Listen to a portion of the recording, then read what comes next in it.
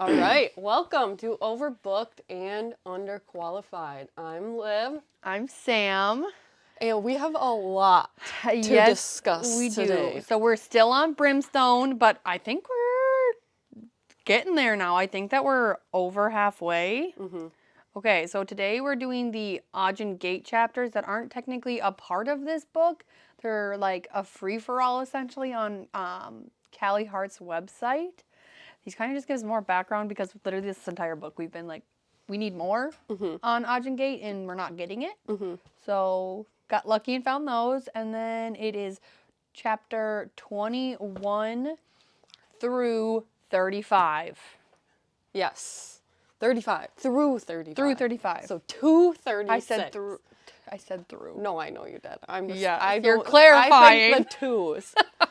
Okay, we're gonna start with the Ajun bonus chapters because there's a lot to discuss there. Yeah, these were wily.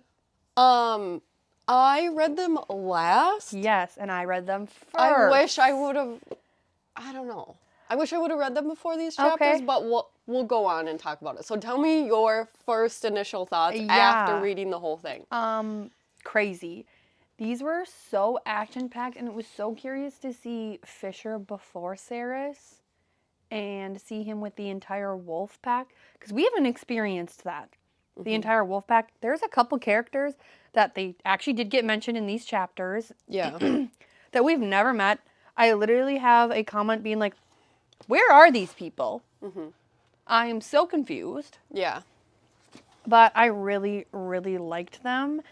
And I thought that they added a lot to the story. So my first thing is interesting to hear Lorith be the newest member. Yeah, because we feel like we already know him very well. And he feels so set in stone in both of our books, like the Quicksilver and the Brimstone. Where here, this is the first time he's seen battle with them. And that feels wily. I want to start out with saying that I was kind of pissed off after reading these because I feel like these are not bonus chapters. Like, why did we make these bonus chapters? Why would we not? I feel like it's like either add them into the original story or... And we've been talking about maybe this. make it more known? I don't know. How do you feel about that? This could have definitely been a prologue chapters for this book. Yes. Or Quicksilver. Yeah, or something. But I don't know if they were out when Quicksilver came out, so it could have been a prologue for this book, easy peasy. And I also feel like it's so important because the talk of dragon in this book has been insane. And this is the first time we've actually heard about a dragon that's alive in Avelia. Yeah. I feel like how she was so nonchalant and just being like, yeah, you don't have to read it, but you can. I agree with you. I mean, Jesus, this is everything we've talked about. And we are like 3/4 of the way through the book. I know. So I'm kind of a little bit upset. I definitely get that. I didn't even think about that because they're just bonus chapters. So I'm like, yeah, they're bonus chapters. We'll read them. But I'm right there with you. I feel like there was so much info because there's something at the end that I feel like is very, very, very big. Yeah. So we have the dragons. We find out all about the dragons. We find out what the Ajun Gate is made of. We find out who's actually fully in the wolf pack. We find out Brimstone comes up endlessly. Yes, endlessly. That's all the main what's happening. I 100% agree with you. I think it's crazy that these are chapters that people just skip. And I don't know about you, but if we didn't know about these, I would have felt like endlessly frustrated as a reader. Like we were just missing so much information. So much. And it changes a lot of even the past, what we've read. Yeah. In my opinion. So first off, it comes off with the quote of stench of rotting meat and tang of brimstone. I have tang of brimstone because it is such a big player in... Obviously, the book is called Brimstone. Yeah. And this dragon is spewing brimstone out of its mouth, which... we'll get there for later chapters in what we read this week. Yeah, so Brimstone ends up spewing from the dragon. So I'm like, okay, well, that's huge. Yeah. Yeah, we find out kind of how he got his god sword when he met with the gods again. We saw his point of view of Saris meeting with Which Zareth. that was also such a big deal because he mentions in this book that he saw Saris, and Saris didn't know that. Mm-hmm. I also thought that these chapters were really funny when they were talking about Ajun, and Loris was talking about how the females there make the other females look like bog witches. I This know, was, that like, cracked me giggling. up. I know, and the first little blurb of this chapter was Yeah. really funny. The camaraderie was really good. The dragon talks. Yes, and I don't know how you felt about this. This is the first series I've read where dragons are Bad. Bad. I wrote that down Yeah. too because I was really. really interesting to meet a bad dragon. But it sounds like he sounds like he's always been mean, but he was the original protector of Yeah. Ajun Gate, and then he kind of betrayed them, it sounds like. So I thought that was kind of interesting. And the other huge point, Yeah. which changes a lot of my predictions for this entire book and how it's going to Okay. end, is when, what's his name, Corix was part of the wolf pack, and they were saying, Fisher was saying that Corix used to train, or has been raised to train dragons and kind of control them. Yes. Okay, sorry. It's been almost a week since I've read this chapter, so I just needed something to click. But I know exactly what you're talking about now. So that makes me think, Yeah. okay, the dragon spews brimstone. I think that in the end of this book, Yep. I agree. something's got to play there where the dragon's going to come back into play. They're going to need them to. Do you think that all dragons? Because I feel like Fisher really honed in on the fact that he wasn't omnish. I'm not even going to try. Omnishcry The dragon, in other words. didn't just breathe fire. It was lava and brimstone fire. Mm-hmm. So, do all dragons breathe brimstone, or is it just him? I don't know. It's a good thought. And I was really like, okay, we've been going back on all the times when people are getting called these lists of names and they feel so important. Yes. And he calls Fisher cursed born. Mm-hmm. I picked up on that and it made me upset and I did not like it because this Like, dragon so basically, we're screwed. so Fisher is fucked. Yes. But what is new? Yeah. I really liked getting more details about how iron affects them. So we haven't heard a whole lot about it. I thought that it was really interesting that Fisher could almost build his tolerance to it. And I feel like that is also going to be important in this book. Huge. I Yeah. mean, there's endless amounts of points. And when he's talking about how he thought about dying, he brings up, like, I wanted to be, relaxed in Yeah. bed. Bird song. I'm like, okay, here we go with the freaking birds again. They're haunting us. And then I loved when Ren gave him a little pep talk. Yes. Like, you really get a lot more into their relationship. Yes. And then obviously, Ren's twin sister Morel, we see how she dies and understand why she was burned in his hallucination. And we also understand the name of his sword now. I'm getting goosebumps thinking about that. And you know Nimmerel what? for Morel. Like, I'm getting teary thinking about it, but it's just, And this is why I think I got really upset, is when I just think that, wouldn't it for you, reading when he was hallucinating Yeah. from the scorpions, I feel like that would have been so much more impactful. I agree. And knowing about the beautiful conversation that they had, like, And the conversation that they had when she chose to be part of his sword and him like apologizing for not being able to be essentially in love. Because he talked about how there was always this door. something there, potentially. And she was just so like straightforward and being like, no, like I'm happy with what we had. Yeah. And And you know what's so annoying is we had that conversation. You were like, yes. hey, Do you think something's there? And I was like, no, I kind of took it as more of a sister, which we were kind of both We were both right. Like, yeah, and for Ren too, that is like life changing to lose not only a sibling but a twin. And when Fisher had to like talk him off of the ledge of basically like extinguishing his soul, that also felt huge. There's just so many connections in these two chapters alone that feel so wholly missed. And also would have created such a different character arc for me for Ren, this entire book. Understanding that he is a lost twin, essentially. yeah, and how they kind of just threw it in there that it creates a huge bond Like, once that bond is severed, it's a huge thing. Yeah. The other thing, you're talking about a character arc a little bit, is I really look at Danya different. I literally said, actually love Danya here. Yes, she's amazing. Yes. Amazing. So yes. that's kind of frustrating because all we've seen in... Her being bitchy. Yeah. And is her being horrible. entitled. But now, this makes me understand why she's so mad at Fisher. Why she's so frustrated that he was sulking around camp and not saying hello to basically his... I would say that they're more than sisters and brothers. For sure. Like, there is a deeper connection there, and she has a right to be pissed. And even when Lorith got her sword, like, how much that meant to her, and Yeah. you really just see a whole different side. Yeah. I just think it's the amount in these bonus chapters. Yeah, that's why I was pissed off, because I'm like, well, we just read most of this book. With no context that would have been greatly appreciated.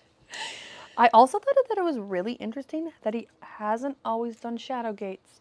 I know. There was so much we didn't know. Yeah. And when we were talking about the small magic stuff, when he just first got into Zilvarin and he cast the net of ropes, and we were like, oh my gosh, that's so wild. Well, he does it here. We would have known. We would have been shocked. We would have known. Yeah, I don't have a ton, but also I thought that it was crazy. Morel being everybody Fisher passed when he was running to get to the dragon. Which also brings us back to the hallucination scene and why he's had it happen before. That's why he was able to And he knew exactly who was standing there. And then, do you have any other notes on this? Because my last one was big. No, just that I think that they're going to try to train the dragon some sort. I think the dragon's not fully dead. I don't know. I don't know if it's going to be something's going on with the dragon. Yes, there's going to be a dragon. I don't know if it's going to be him. Solving the rot of some sort. I agree. It's a loose theory here. So, what's your last thought? Fisher knows his name. The guarding your true name? Yeah. That to me feels like Fisher knows his name. I guess I didn't take it that way, but that would make sense. I took it as, like, if you ever find out your true name, guard it. Okay. I took it as he knows it and he is not sharing. Because, let's think about it. It's a right at your 13th birthday to learn. His mom knew that she was going to die. So we think that she didn't prep him with his real name. I think she's hidden it somewhere and they're going to come across I it. do have a note later on in one of the chapters where if it is hidden, I think I know where it is. I also think I have the same note. Then we are probably in the right place there. But that's where I took it because I read this after those chapters. Oh, yeah, I guess I didn't think about that. Yep. So I think that's why I said some of our theories might... But that's why I took it that way, I think. I think if I would have read these chapters first, I'd be on your page. Okay, yeah, because when I read, I was like... I think it could go either way, though. I do. I guess we'll see. All right, are we ready to move on to the actual book now? Yes. Okay, chapter 21. Wait, before we get to chapter 21, I was thinking about our past things, and I have something to say. Yes. So I was kind of rethinking the whole Everlane scene in Quicksilver after finding out that she loves Tal, because that's where we ended, right? What... When Tal has her on a leash across the darn? That scene. Okay. I'm kind of like, did she actually, like, secretly want to be there? Are we, like, a kinky girl? I was thinking about it later. I'm, like, cleaning my house, and I'm thinking, maybe she, like, was into it. Maybe she put the leash on, and maybe she said, can you hold this, Tal? Maybe she wants to be in the shadows because she wants to, like, secretly wake up and be a vampire because she's still, like, carrying a torch for him. I mean, I wouldn't be surprised. Maybe that's where our love triangle is going to be. Maybe. Everlane, Tal, and Ren. We're just deciding there is a love triangle I feel like no matter what. To be one. I'm feeling deprived now. Even if we have to make one up, it's happening. I want more sexy scenes with Tal. So that was just a small note, but it just kind of brought me back. But anyway, so chapter 20, that's where we left off. Yep. Chapter 21 is Dianthus. Yes. From Fisher's point of view. So they are still in Zilvarin here. Gosh, yes. Crazy. Carrion, was carrying that chapter. He was making me giggle. Him just, they're in his apartment still. Yes. They had just woken up. Fisher just woke up from the dream. Carrion's all busy because Fisher's healed. And he's like, Scene. you smell like sex and you're healed and I'm itchy. He's got the pox. Yes. He's just pissed. And when Fisher talks about like not itching them and Carrion goes, well, they weren't itchy until you said that. I know that, which is so real. It is so real. He was just making me giggle this chapter. I love how she opened the scene too. Just of him waking up and hearing the rain, but it was really the sand on the window. Yep. And just getting his bearings and realizing it was all real. I was kind of wondering, it opened with the Jack and Prost guy. You know what I'm talking about? Anyways, I was wondering if he had any significance, but I don't really think so. It was about his gnarled hands. Oh, yeah, It was yeah. kind of like talking about whatever. The guy that he beat up. Yeah. Yes, the pirate. Yes, I thought that was interesting. I was wondering if that will ever come back. Random stuff that like we would have never picked up on before. I'm just taking notes. Yeah, and I'm just curious if that will ever come back. I feel like she's really good at hiding Easter eggs like that. Yes. We're like, I have read this name before. Yes. And then we kind of have a huge scene where... Yeah, this made me really, really upset. Where we find all the drawings. Yes. And we find out about Amelia, Dianthus's mom, the former queen of Yevelian Fae. We get that flashback. And that she ran and gave Carrion to Fisher's dad and said, please. Yeah, and I forgot how tied together Carrion and Fisher have always been. Yeah, me too. So we get a lot of backstory here, and I thought that was really cool. And we find out a lot more info on Carrion's mother. Yes. And why he was forced into hiding, and it's really sad. It's really, really devastating. And he has all of those drawings, and it just like, I'm just thinking about him as a small child and an adult feeling so lost. Like, I literally... We have an emotional one on our hands here, folks. But it is. It's horrible. Then him saying to Fisher, I know that it's pathetic that I'm doing this. And Fisher just being like, you're a lost person trying to grasp at anything that resembles home. Yeah. This isn't going to help your emotional situation here, but something as we're both new moms, right? Yes. So both mothers, like both Fisher's mom and Carrion's mother, sacrificing their lives for their kids. Horrible. Just Don't mind me.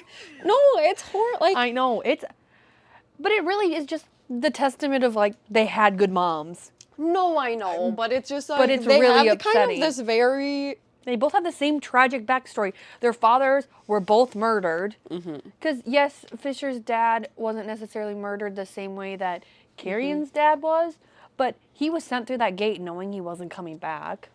And also, his sword is what got shoved in to the Quicksilver Gate, so I don't think that he's faring well wherever he is. Yeah. Also, it was kind of like, Carrion, you can draw. And it sounds like you can draw you're well. good at it. It's kind of sexy. A man of the arts. Very well, it sounds like. Okay.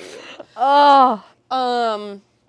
And then on 272, I wrote, Fisher says, members of the Fae I didn't recognize. There were other people trapped on the sheets of paper. Members of the Fae I didn't recognize. Females wearing renegade armor with blows slung across their backs. Males wearing fierce expressions, long hair tied back into war braids, blah, blah, blah, blah, blah. And then it said, Phalines, fire sprites, dragons, and all manner of other creatures drawn in exacting detail everywhere I looked. Yeah. I feel like this is huge. And then he said, over by the windows, landscapes covered the walls. It says, scenes of snow-capped mountain, raging rivers, ships out at sea, sailing along tropical coasts that bore a startling resemblance to the Shield, which is the chain of islands that guarded the beaches of Lissa. And it was all here, pieces of Yvelia. Yeah. So then I looked back at the map.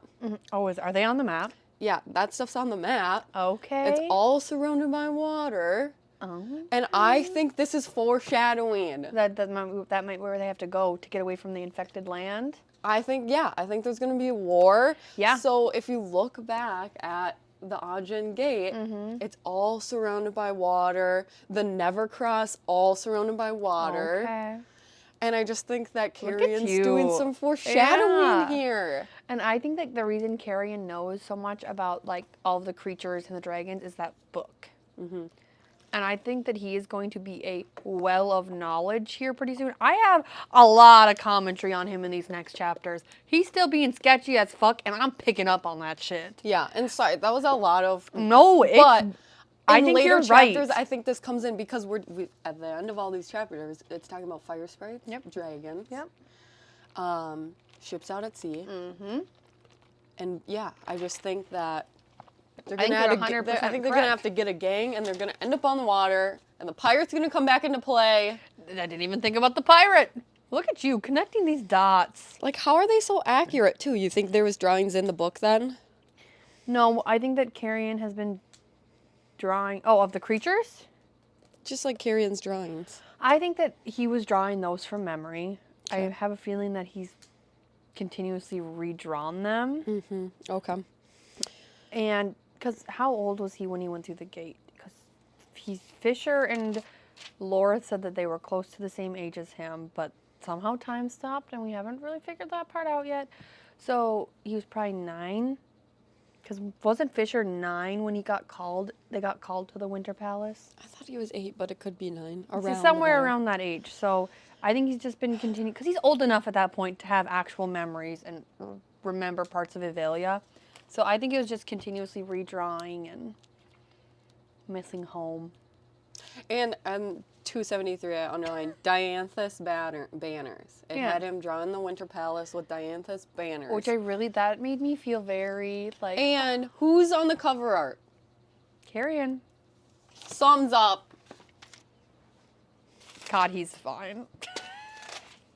I love him. That's all I have on that chapter. I feel like we can come back to that once we get to the end. Okay. If we need to. Chapter 22. We're back to Ceres, and we're back in vampire territory. I was, again, giggling at Lorith apologizing for the bar. I know, so good.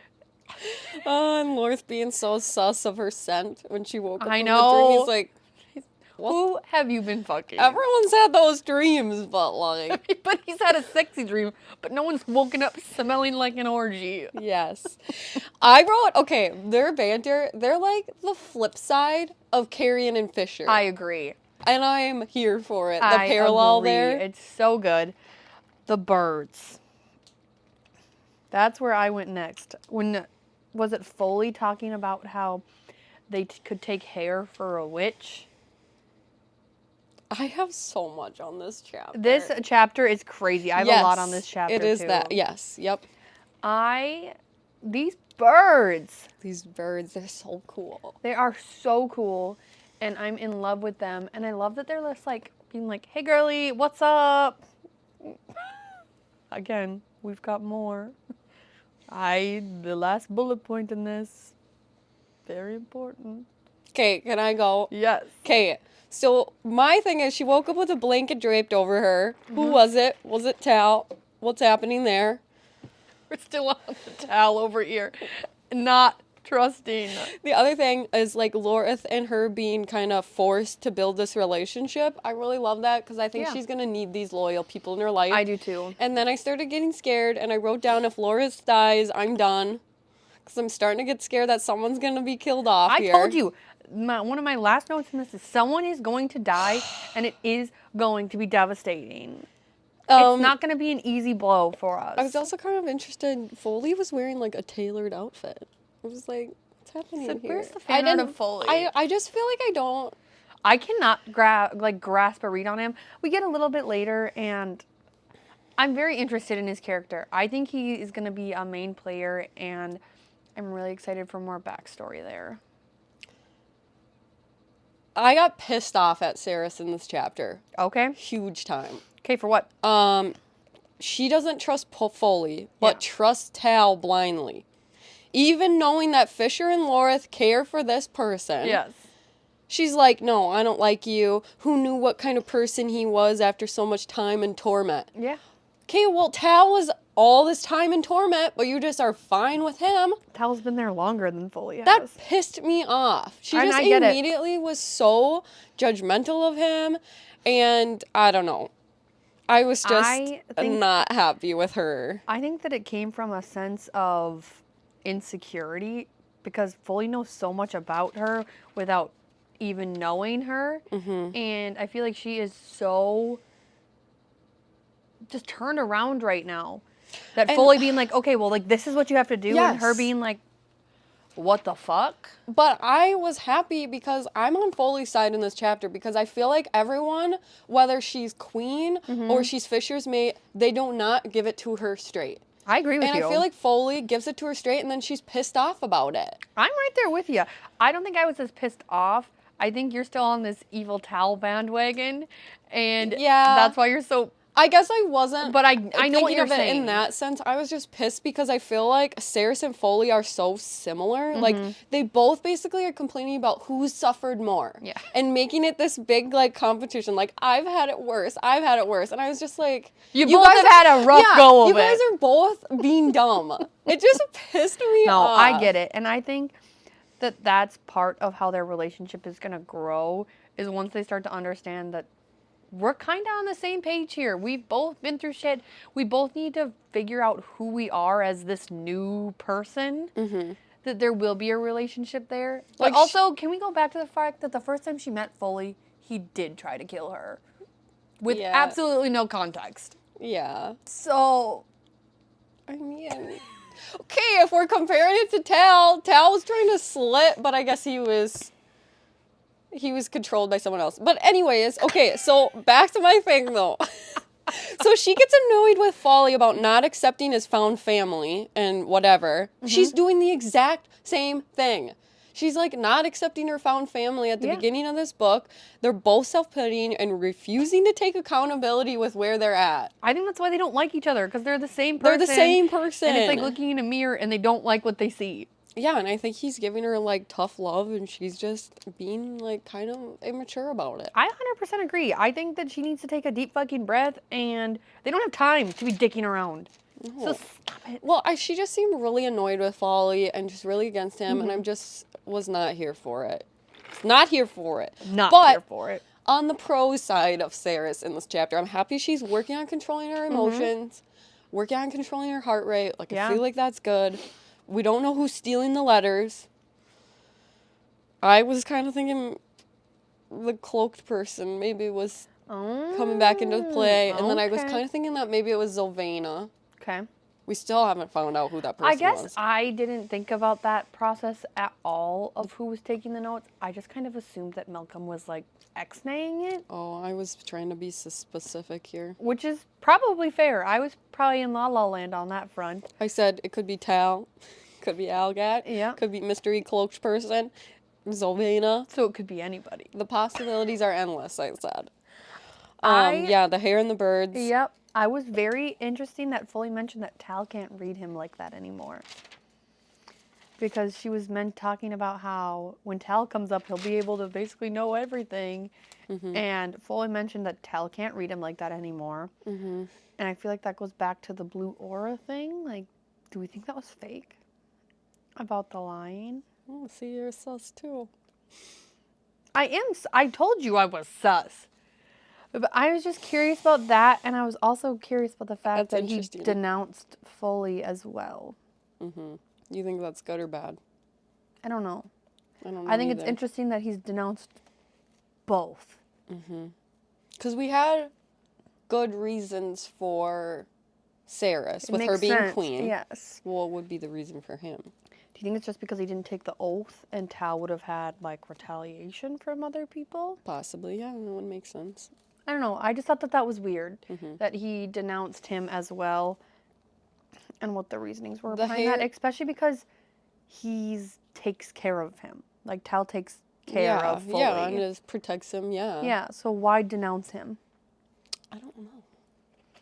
We better get more backstory. I also, when you brought up the hair and the birds and the witch comment, all Yeah. that, maybe that's why Fisher didn't trust Algat, because she's like maybe capable of. Okay, I got you. Remember when she Do you said think that she can still do witchy things as a vampire, or do you think becoming a vampire nullified her witch abilities? I don't know. I'm very curious about the witch of it all. I feel like we have not learned anything about the witches. No, and they gotta come back into play. I know. Where's Isabel? Yeah, We need you. yeah, probably. Oh, you know what? I did write, where did the letters go? Yeah, where'd they go? Again, Yeah. it's been a week, guys. The first chapters are a little fuzzy for me. I'm glad I took in-depth notes. Yeah. The last episode, I asked why Saris never noticed or looked for magic. I wrote that too. Remember when I was asking about that? Yes, I literally wrote, didn't care to look for magic. Liv mentioned her not noticing. Yeah, and Foley brings that up too, and that's why I was like, yeah, Foley, tell her. I think that Saris is just so focused on staying alive that magic was Which I the get. least of her concerns. I get. But I also feel like she was kind of turning a blind eye. I agree. I think that she was like, I don't need extra stress. And if I see something, no, I didn't. If you see something, say something. That's just at the airport. Oh, man. What else? Oh, it's cool we start finding out which marks are actually glowing in symbols. So we find out about the circle symbol. Foley puts her in her place about that. You're on the Foley train and I'm here for it. Remember when you thought Foley was evil? Okay. After reading these chapters, and now that my predictions have been recorded, I Stumped out. I am not afraid to say that I've been very, very, very wrong on some of my predictions, but it's fine. You know what? I'm probably going to get slapped in the face when Tal ends up killing somebody important. So what are we going to do? But I'm still on the Tal train. I want more. Oh, and then 285, okay? Yep. We get the powerful message of treat the Quicksilver fairly. Yes. And talking about oppression and all of that. I thought that it was so interesting because I guess I never viewed her as having to have a really hard grasp on the Quicksilver with it. Don't get me wrong. I didn't necessarily think it was easy. Me too. But I didn't realize how hard it was. Like, you have to have an actual relationship with Yes. it. Like a personable relationship, which is weird because it's an object technical, or like a metal. It's not a person. Yeah. Yeah, like I know what you're saying. And I was just curious about it, and obviously later on some things happen, and it gives us more perspective on that. But again, I just didn't realize how hard it truly was for her while she was learning how to use it. Yeah, I think I just really liked him in this. Like, No, when he's just this like, chapter no, was tell really me, since you good. seem to be such an expert on the matter, what happens when someone is suppressed for long enough that it finally rises up and says enough? I was like, yeah, bitch. That's how I took that. I really liked him. Okay, I have one more note on this chapter, and it's rounding out at the end. So if you have anything else for chapter 22? Yeah, I do. Okay, let's hear it. Is your thing about her dad? No.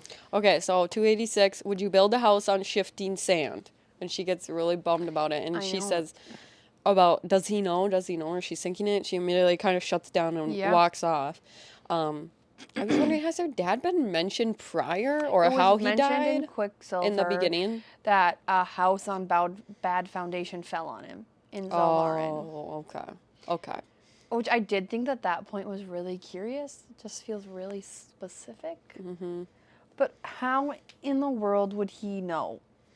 But maybe that was just a point to kind of like redeem Put her in a her little place, bit. Like, yeah. I don't know. To take her down I a love notch. Saris, by the way. I do don't- just think that This chapter, she's been really different in this book, but she is a wholly new person. and I have more to say on it later, too. Okay. So what was your last thing? When that stargazer dropped and she picked it up and put it in her pocket, I literally said the stargazer page is going to have something important on it. And I just kept waiting for her to take it out and read it. And Me she too. never did, which was very upsetting. She makes me mad. And this chapter actually did make me really mad because I felt like she was being so oblivious. This whole book, it feels like these past few chapters. We could get to it later, too. But And I feel like it's just like this haze of becoming the queen. Yeah. Her and Fisher being mates. Trying to figure out how to be the whatever the fuck she is. But And there's so much stuff where I'm like, you're blowing past this. you're blowing past it. But yeah, like you said, I mean, there's a lot going on. Yeah. And they're trying to figure out practical reasons, but these relics that she's making, like, that's not doing any. You know what I mean? I think we need to focus on one thing or the other, and it doesn't feel like they're feeling like that. No. You should either be making thousands and thousands and thousands of relics a day, or you should be focusing on the rock. Yeah. Not both. Yeah. It's too much. Okay. Next chapter. Yes. Okay, we're back to Fisher. They're still in Zlavarin. I don't have a whole lot on this one. This was answered, but I was like, why the fuck does Hayden know about the Ajun Gate? Oh, I know. That was so weird. That- Kingfish of the Ajun Gate, yeah. Oh, That man. blew me away, but we finally see Hayden. We Yes. finally know that there is a light at the end of the tunnel here. He's safe. He's good. Another theory is- I was wrong about. He is still a brat. Yeah, I love it so much. He's plays the part of the younger brother So perfectly, good. though. So good. So I have a question here. Yeah. The way Fisher describes Hayden looking so much different than Saris, do you think they have the same, like, Dad. both, yeah. Or even same parent? I don't know if it was ever, like, for sure that... Well, I think she was around when he was born, Yeah, I think they mentioned that they do have the same parents. I don't know if maybe later on it's gonna be revealed that no, but siblings can look different. Yeah. But I agree with you. I thought that was really interesting too, talking about how different they were. But then the moment Hayden starts talking, goes, okay, never mind. Yeah. So on 292... Yeah. I don't know if you remember this, but when they're describing, so all the pictures are out of him, these posters, basically kind of wanted posters. Yeah. They're describing the pics of Fisher, Yeah. and like how they're off. Yeah. Everyone's a little bit They're a lot off. harsher. Specifically his nose, it made me think of Tangled. Yes. They can never get my nose right. I know, and his attitude was exactly like that. I also thought of Tangled immediately. Yeah, I have a quote. They had to get a little more creative when coming up with villainous names for me. I love that so much. It was just hilarious. And I was also very confused too because they're glamored at this point. I thought that the glamour completely changed their features. I didn't realize that they were still vaguely similar looking. You know what I mean? Yeah, we needed pictures. We did. I needed a drawing. We needed some pictures here. Yeah, and so we find out that Madra was dragging people through the streets. I said Madra dragging Saris's body through third. I'm getting goosebumps right now because my next thing was children being cut to ribbons. She's so manipulative. So evil. She's just manipulative as fuck. Like, she is so scary to me. You know what I feel like would be crazy good, but also really upsetting? If we got a chapter through Madra's perspective. And I feel like she's getting worse because she's getting paranoid. But this scene made me feel so icky. Yeah. Just... And then, obviously, we get cut to the scene of Carrion's grandma dying. So sad. Oh, and then when Fisher hugs Carrion, and he just... See, I'm gonna cry again. Carrion just sobbing. Yeah. Because we never get that side of him. Because he's just supposed to be comedic relief. He's not supposed to have feelings. And what I think is really amazing here, and this is kind of a Fisher thing, but when Fisher hugs Carrion, he's always thinking of what Saris would want. Yes. Like, I love that he always is, like, thinking of that, but he was just being a good guy, too. And the other thing that I thought was really cool is the bartender showing up at the pyre. Yeah. And it shows... They just show love in their community through banter, but at the end of the day, they're there for each other. Yeah. And I think that, because all that you see is their banter. Like, 2 minutes ago, she was 100%. yelling at him in the bar, and then she's there for him and saying, I'm so sorry. I would have told you.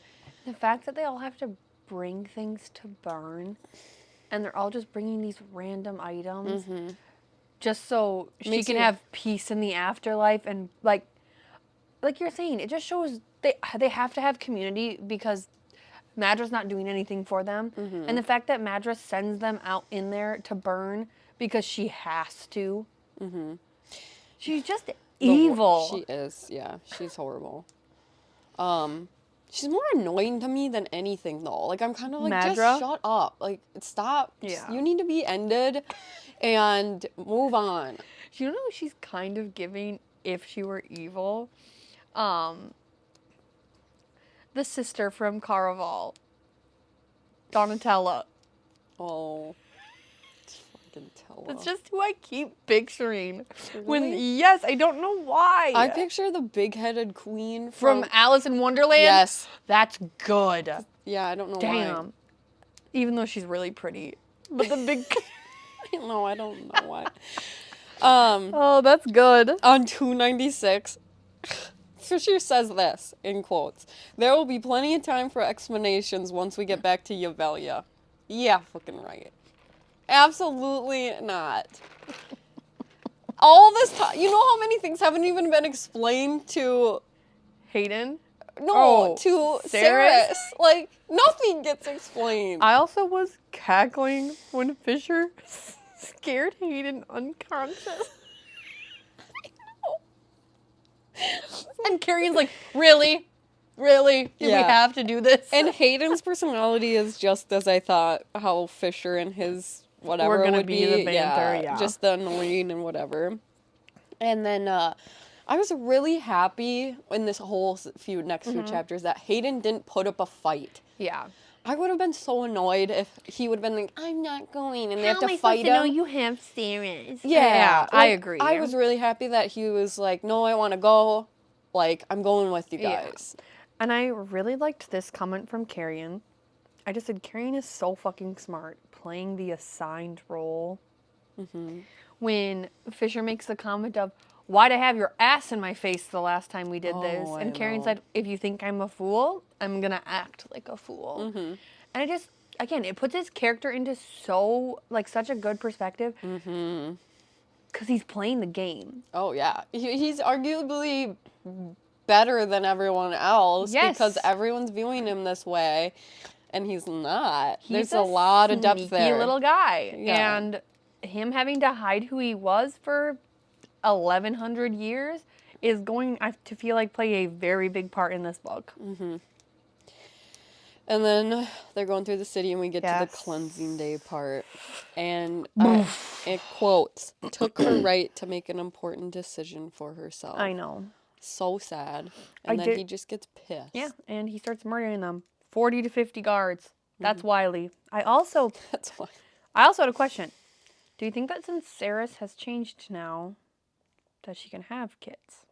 Or do we think that that's something that's always going to be taken away from her? Because now she's Fae, she's vampire, and a god essentially created her, is what she is. I would assume that they could put back the things that got taken from her. I don't know. It's just a question. I don't think that we have to worry about her worrying about babies for a while. No, that's a good But it was point, just though. a thought. Yeah, I don't know. I didn't even think of that. Interesting. And then my next thing, so I have killed 40 to 50 guards. I don't know about you, but picturing that in my mind, I'm just picturing I wasn't picturing bodies, but I was just picturing like their gold, like breastplates all over, these. Scattered all over. I don't know why, but I was just picturing like piles and piles and piles of like the armor. Oh, really? Yeah. Yeah, Just like, what it's popped in. kind of what they described a little bit. That was also when Fisher covered all of Zelvarin.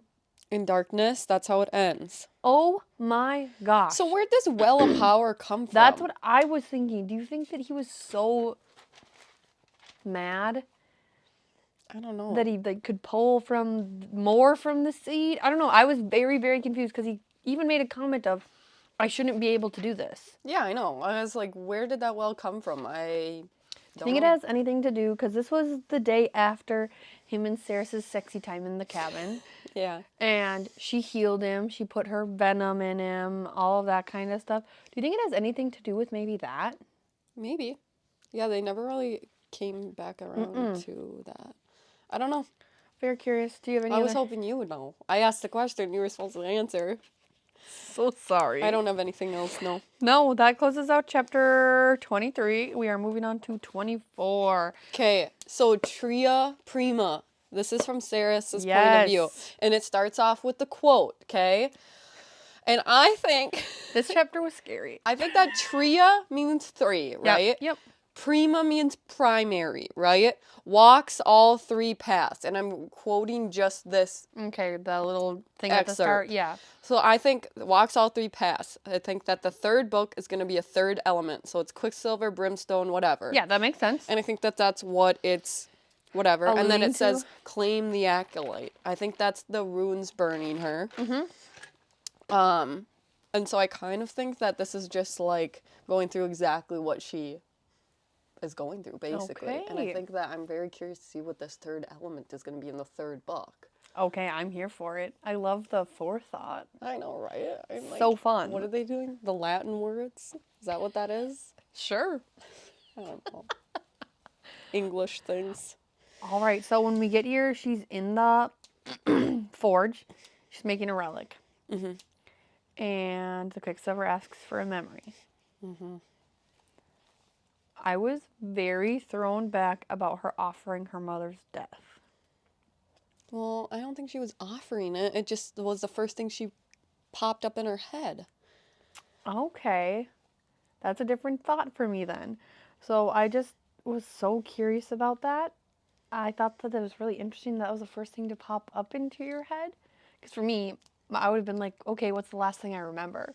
Oh, Yeah. putting socks on Hudson's feet before I know. left. I was thinking even the one she ended up giving up of Hayden. Yeah. It seemed like you could have tricked and probably been like, yeah, when I drank coffee this morning. Yeah. When I ate my toast before I came here. Yeah, Like, I don't know. I don't know. I thought that was curious. Maybe she knew that the Quicksilver wouldn't accept that. Okay, I got you. And I just made a comment that I think it's so interesting that the Quicksilver can just take memories. I also thought that it was really interesting that she's just like allowing it to do this. And Me she didn't too. specify, well, do I get to keep the memory? Because she's done that before. So again, she's just missing things. I feel like she's so hazy. I literally wrote down how much stuff is she going to have to give up by the end of making all these relics. Yes. Like, damn. And I'm referring to her giving up her memory. And her then blood. This does come back up later in the Yes, chapter. yeah. But I was kind of like, dude, what's your long-term plan here? She's just not... I know, she's not thinking. No. And then we come back to the everything costs blood. Because she has to give blood for the relics.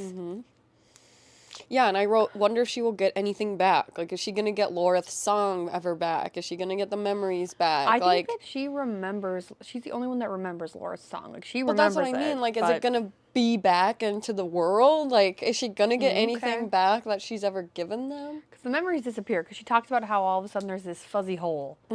I don't think she's ever going to get those back. And reason why this chapter's scary.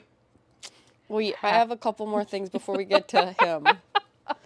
So I loved the verbiage we just talked about this about felt the memory work loose. Yeah. I thought that was so good, but it was really odd words too. I think that she will need her Hayden memory down the road. Which one was it again? It didn't say. It said it showed the first few words of I was sitting with Hayden, we were counting money, and then I felt the memory work loose. Okay. Yeah. And I think now Hayden's coming back. I think that she's going to need that somehow, or somehow that's going to play. Okay, interesting. Because, I mean, like we said, why wouldn't you just pick the memory of what I had for breakfast this morning? Exactly. Okay. One more thing is you had brought up the even light in the previous episode, and I was like, whatever, man, I don't know. It's just light. It's just even light. God. Can you stop reading into the thing? And now it comes back up, and we find out a lot more info about it at the beginning of this chapter. It's basically, you can use it as fire, or that's how it is That she used. put her fingers in it, and it didn't burn, but she knew that the moment anything touched it, I know. It was I was very thinking the same odd. thing. It was very crazy. I was literally thinking to myself, I said, And then who is the keeper of even light? There's a keeper of even light as one of the lords of midnight. was it the guy that died? Maybe. But anyway, so it must be more than Something, yeah. more than what I thought. Anyway, Scary. up to the I have it all caps. The way I had a freaking jump scare, dude. I've never had a jump scare in a book. Had to take a breather. He's scary. Hazrax. I don't know about you. I feel like I tried to look up fan art because I'm picturing him so wrong. I am picturing Mine keeps changing. I am picturing his body like a literal tree stump with arms. Why? He's that- translucent. I don't know. I'm picturing a tree stump with scary arms and legs. And I picture him talking with like a like. We should have listened to this chapter. Oh, you're so right. I want to know what his voice sounds like. Probably But not. do I? No. No. Yeah, the way I had it, and then he's just like, "You are surprised." Well, yeah, no shit, I'm surprised. You're a scary motherfucker. I have power radiating off of him. He's freaky deaky. Yeah, he's really scary. And I was so, when you really get into reading and you're in the Yeah. scene, you're Yep. in the imagination. That's why I had such a jump scare, because I was so invested in what was happening. And then I seriously felt like he was behind me. He's over my shoulder. I hate it. And then he calls her a child queen. I I thought this guy didn't know. talk. He's supposed to be the keeper of silence. Yeah. He's supposed to not even So be can leaving you the... shut the fuck up and go back to the Hall of Tears? Yeah, he's like, "You were surprised. I'm here. I talk." And she's like, "Yeah, I'm surprised. You're not supposed to... You've heard I haven't left the Hall of Tears." Yeah. And then we were just talking about this. He makes a very good point of not understanding how much she's going to have to give. And also you don't remember what you gave because you gave it. So how are you supposed to function once, because does she remember giving this memory? Or is every time she gives a memory going to be like, okay, well, this is only like my second or third time doing this. Yeah. I'm good. No, she remembers giving the memory. That was a very good point. I thought it was very interesting. And there's... Yeah, more people are being like, "Yo, dude, you're being kind of dumb." really dumb. Why don't you make... And that was the other thing that why hasn't she thought about this? Yes. Making a bargain with the Quicksilver being like, for 10 relics, I'll give you this. For 1,000 relics, I'll give you this. And also, why is Fisher, Lorith, why aren't they being like, "Hey, I have you know. tried..." You know what I mean? Like, I feel like her group, her circle, is not telling her what she needs to hear. So that's why I'm appreciating Foley Yeah. and Scary Man, kind of giving her some truth. Gilly man. Gil's come back. And I've got questions in the last chapter I did not like. Did you notice that his eyelids close vertically? Stop. Like this. No, I don't like it. And then Like shudders. she said it was expressionless but smiling. Or I she know. felt like it was smiling. Absolutely not. How is that even possible? How can you be... But you can. Ugh. He's freaky. And then, okay, he mentions, does your mate need to worry about new faces? Yeah. What do you think that means? I don't know. I don't either. I didn't know Who's if we the were new- going back to like a love triangle sense of, does he need to worry about her becoming interested in somewhere else? Or when she starts to give up so much stuff, is she going to become a new person wholly? Those were the two things I was toggling against. If they were talking about Oh, actual that's really people, insightful. or if her face is going to become new or different because she's not the same person anymore when she continuously is giving this stuff away to the Quicksilver. Or if she has to start giving things away to other elements she's Well, yeah, working because with. that's so vague. It could be anything. You almost have to dig deep like Yeah. that. I don't know. But it was yeah. a very ominous comment, and I do feel like it's going to come back. And we find out what the Hazrak's power was. Kind of. Didn't like it. I don't know. I thought it was going to be worse, but I also understand how that is such a powerful thing. I think that that's just one of many for him. I don't Okay. think that that is his power wholly. I think he was just showing the magnitude of power he has. when he untethers gravity. And he says he has private interests for staying there, and he says, I need to stay here, so Yeah. you're letting me stay here. And what do you think? Like, you get to ask me one question a year. No, Wasn't it questions? it was you can ask me One one favor. favor. And I think she's obviously going to ask him a favor Of to help this course. whole war thing that's probably on the horizon with the Rot. Of course. And my other thing, too, is why is she so dead set on the fact that she's not going to be queen for longer than a year? And if you're so dead set on the fact that you're not going to be queen for more than a year, why are you telling him we get to re-bargain this contract every year? I think she was just trying to be smart and cover her bases there. But Yeah. she's just like not getting a grip on like the future. I feel like she's not know. thinking further than Tomorrow. yeah. I agree. And it's frustrating. It's super frustrating. And then it ends with her in blinding pain and the Quicksilver or Yes, whoever's saying calling to rum. her, Yeah, like she yeah. feels like she's dying. The Quicksilver in this book has been so different, I So feel. different. The way he's been talking to Fisher, and even in the Ajun Gate, I was thinking that too. when it was telling him, run, stay with your friends. What are you doing? Yeah. And him like fighting with it, being like, I'm not going to use them as personal shields. And they go, why not? Yeah, you're more important. Yeah. Yeah. It's just, oh, it's so interesting, this book. And I'm very, very reeled in on the Quicksilver. Yeah, me too. All right, do you have anything else for chapter 24? No, we're on to 25. Okay.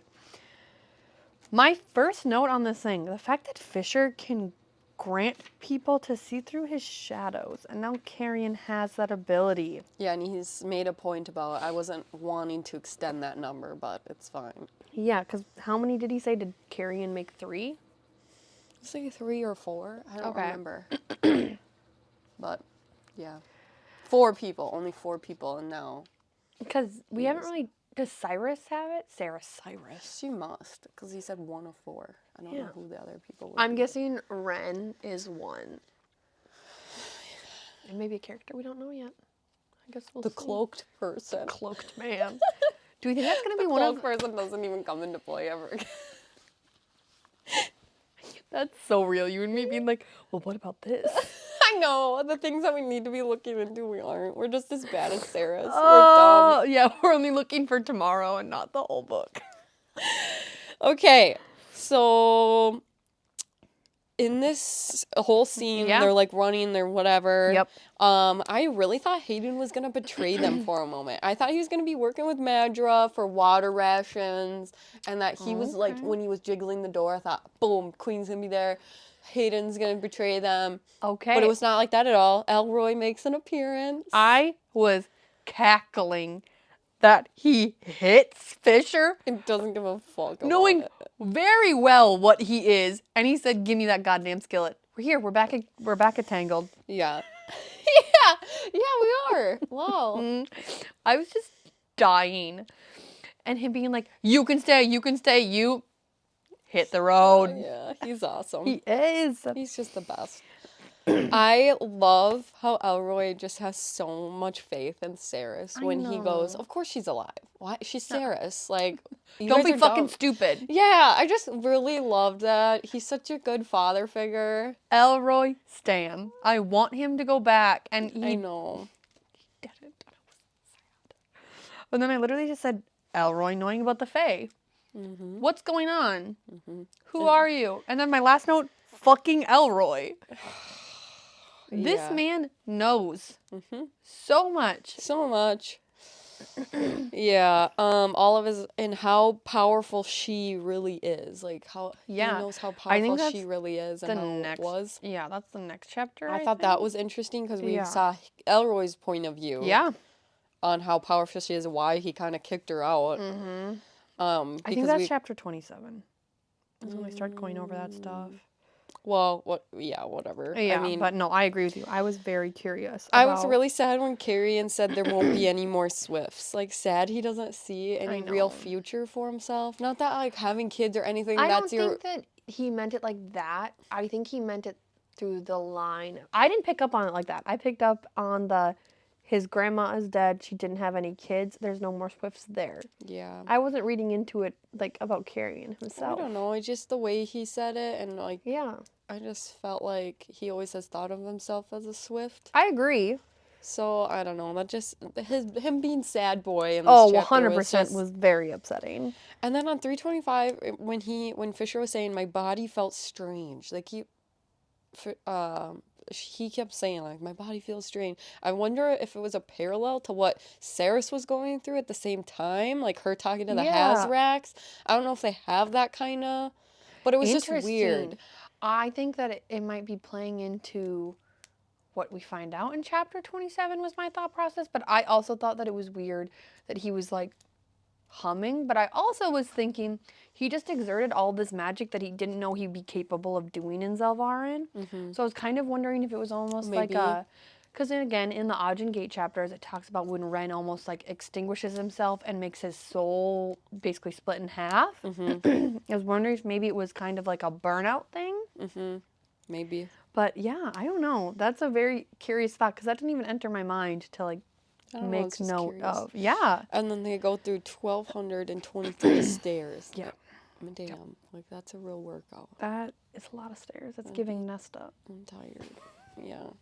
And then they have a huge pool of Quicksilver, and that's how it ends. And Yeah, then we that jump was to- insane. Yeah, I wasn't expecting that. I wasn't either, but obviously, I know. God, idiots. Then we jump to 26. 26. Okay.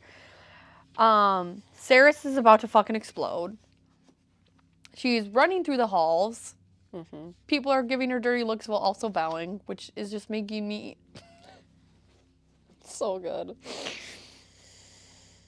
And I also just, again, the Quicksilver is so different in this book. The way that it's like talking to her, but not really. I don't know. This chapter was trippy. Yeah. We find out she has a shield power, Yes. so that's cool beans. Yeah, I thought that was really interesting. And yeah, like you said about the Quicksilver, it gets referred to as a speaker and says foolish child when normally it's all sassy and goofy. Yeah. I thought that was interesting. I thought that it was really interesting too, the way that it was talking to her. It's sort felt of shifted. more teacher student than equals as it used, not necessarily equals, but you know what I mean.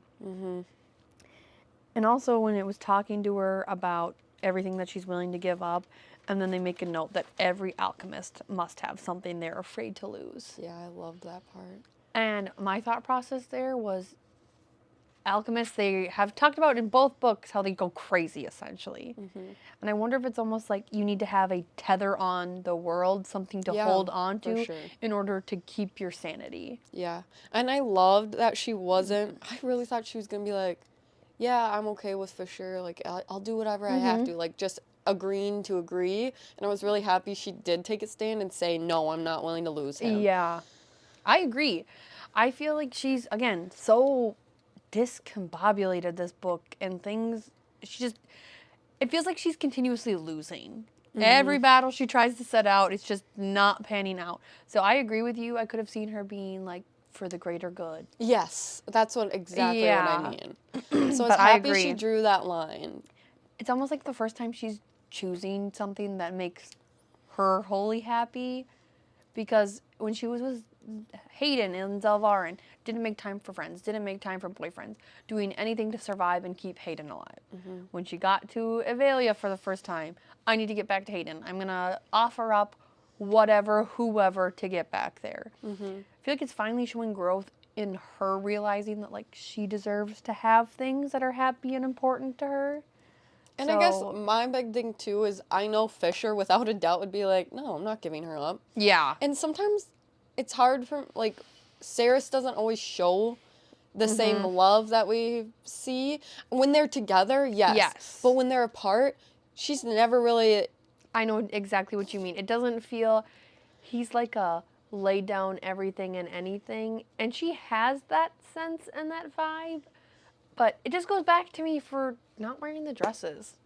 Yes, like... Fisher would wear a sock over his dick for her if that's what she asked. Yeah. And he's laying out these intricate, gorgeous dresses for her, and she's choosing not to wear them because they make her uncomfortable. Yeah, I don't know. It's just, you get a different vibe there. I agree. I'm And, like, 100% even how agree. he's been in Zelvarin and he's like, well, this is what she would want.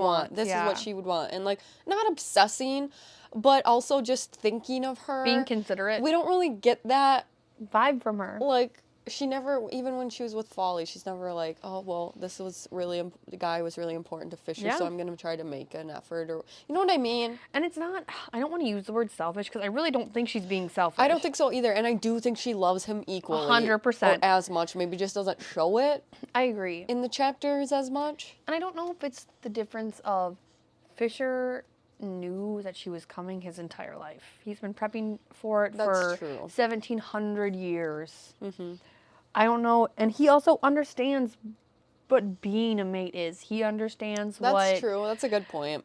being Fae is, what the wedding ceremony would mean, where maybe, and I think it even goes back to Carrion calling them boyfriend and girlfriend. I just don't think that they necessarily have the concept of what mate means, like Yeah. Fisher and Ren and all of these Fae people do. Yeah, you're right. So, but But it is I'm just with- an interesting I'm very much dynamic with there. you that Fisher's love feels a lot different than Ceres's love does. Yeah. So, very roundabout way. I was Yes. excited in that point of view that she, like, I kind of agree. returned that. Yeah, I 'Cause agree you know 100%. that he would. Yeah, this chapter felt really insightful while also kind of being just like quick and short. Yeah. I Very don't have into it. anything else on that one. This next chapter was crazy to me. Mm-hmm. So they're standing around the Quicksilver discussing now because we're back to Kingfisher. Elroy knowing about the sword, Nimmerel, and that it was shoved in the Quicksilver. Him kind of talking about how for years all of his entire generations of family have been pulling Quicksilver from blades and just chucking it down into this pit. It's so crazy to me, and him being like, the Swifts had their jobs. Yeah. We had ours. Yeah. And Carrion being pissed. Would have been nice to know that somebody else knew. Yeah. Would have loved to have another Yeah. friend. Yep. And I was wondering how Elroy's family line plays into the Fae rule. Yeah. They really didn't go into detail on that. And then when they were talking about the papers that burned up, or he burned them, yeah. He did, and then some of them burned up. Yeah. But on 337, Fisher thinks in his head, what could have been in those papers that would have damned Ceres? So I'm really curious on what was in there. And I also thought that was really interesting. So Quicksilver doesn't turn molten unless an alchemist is there to do it. And they're pulling it from the blades. And Elroy's talking about how his dad went crazy. His grandpa went crazy. How is the Quicksilver affecting them like that if it wasn't in liquid state? I don't know. Well, could they melt it down though, or no? No, because Ceres is the only one that can change it back and forth. Because what was the scary ass general's name? Do you remember from the first book that Yeah. gutted her? Heron? Yeah. Something like that? Harion? No. Heron? Yeah, maybe it was Heron. Started with an Either way, start with an H. I think. Him having that blade that had Quicksilver in it, and then only freaking out when Ceres changed it and it started Okay. touching his skin. Yeah, you're right. So I'm very curious on why they started to go crazy. Yeah, I don't know. Or maybe if it was just the presence of all of that And Quicksilver. Elroy hasn't gone crazy. But he said he stopped separating it when Ceres came into the exactly. picture. So that would make sense And from what you're saying. I don't know about you, but I just felt so deeply connected with Elroy in these chapters when he was talking about how he's giving up generations and generations and generations of work because Ceres needed somebody. And she didn't understand how powerful she was and that she was horrible at hiding it. And finally getting some backstory about why Elroy didn't just let them come live with him. Because that always felt really confusing to me. Yeah, I loved getting more from his point of view. Yes, and understanding that he was doing it to protect her because if any of the guards walked in, just like that buzz in the air that he said when she was working in the forge. I don't know, this chapter, I've been an Elroy stan. I love him. I do too. He's Yeah, great. he just I love felt- how oh. calm he was when he was like, Yeah. "Oh, I'm sure I'll be hearing from you soon enough." Yeah, deuces. Peace. And the way that the Quicksilver, like, essentially exploded. Yeah, and it was kind of bubbling and... But also going back to Sarah's chapter, she felt like she was going to explode. So part of me is like, were all of the Quicksilver pits, when she goes in and opens the gate, kind of like bubbling and roiling because her power was getting sent into it? So did she just like alert all of these realms that have Quicksilver pools? Because, you know, if it changes back and forth, do we think that you would notice right away? Let's say you're in a realm, you don't know Quicksilver is backing up and running again. Do you think that the pool, like, you could tell that it was opening from... Far away? Yeah. I don't know. I think that's why most people have, like, guards posted by Yeah. them to, like, alert. I don't know. That was just crazy to me. But all of them do open. Yes, so, all yeah, of the gates know. open. So that was just a very curious thought process to me. Like, now do millions and little, millions... like, a text gets sent out. Hey, girly pop, however- Quicksilver's open. Yeah, however that realm works. A text. I don't know. Well, Let's send out a quick we don't Instagram know. reel. Yeah. Oh my gosh, look at our Quicksilver pool, guys. Are It's you bubbling like bubbly. this too? This is so good. Well, you never know what's in No, other you're realms. 100% correct. It just, that was good. That was good. Okay, 28. How do you say that word? Sensual? I got sensual feeling. I don't know. I probably Wait, just... no, that's sexual healing. Shut up. Sorry, you go. That was so good. I don't know. I probably mumbled it in my head. If we're being so completely honest.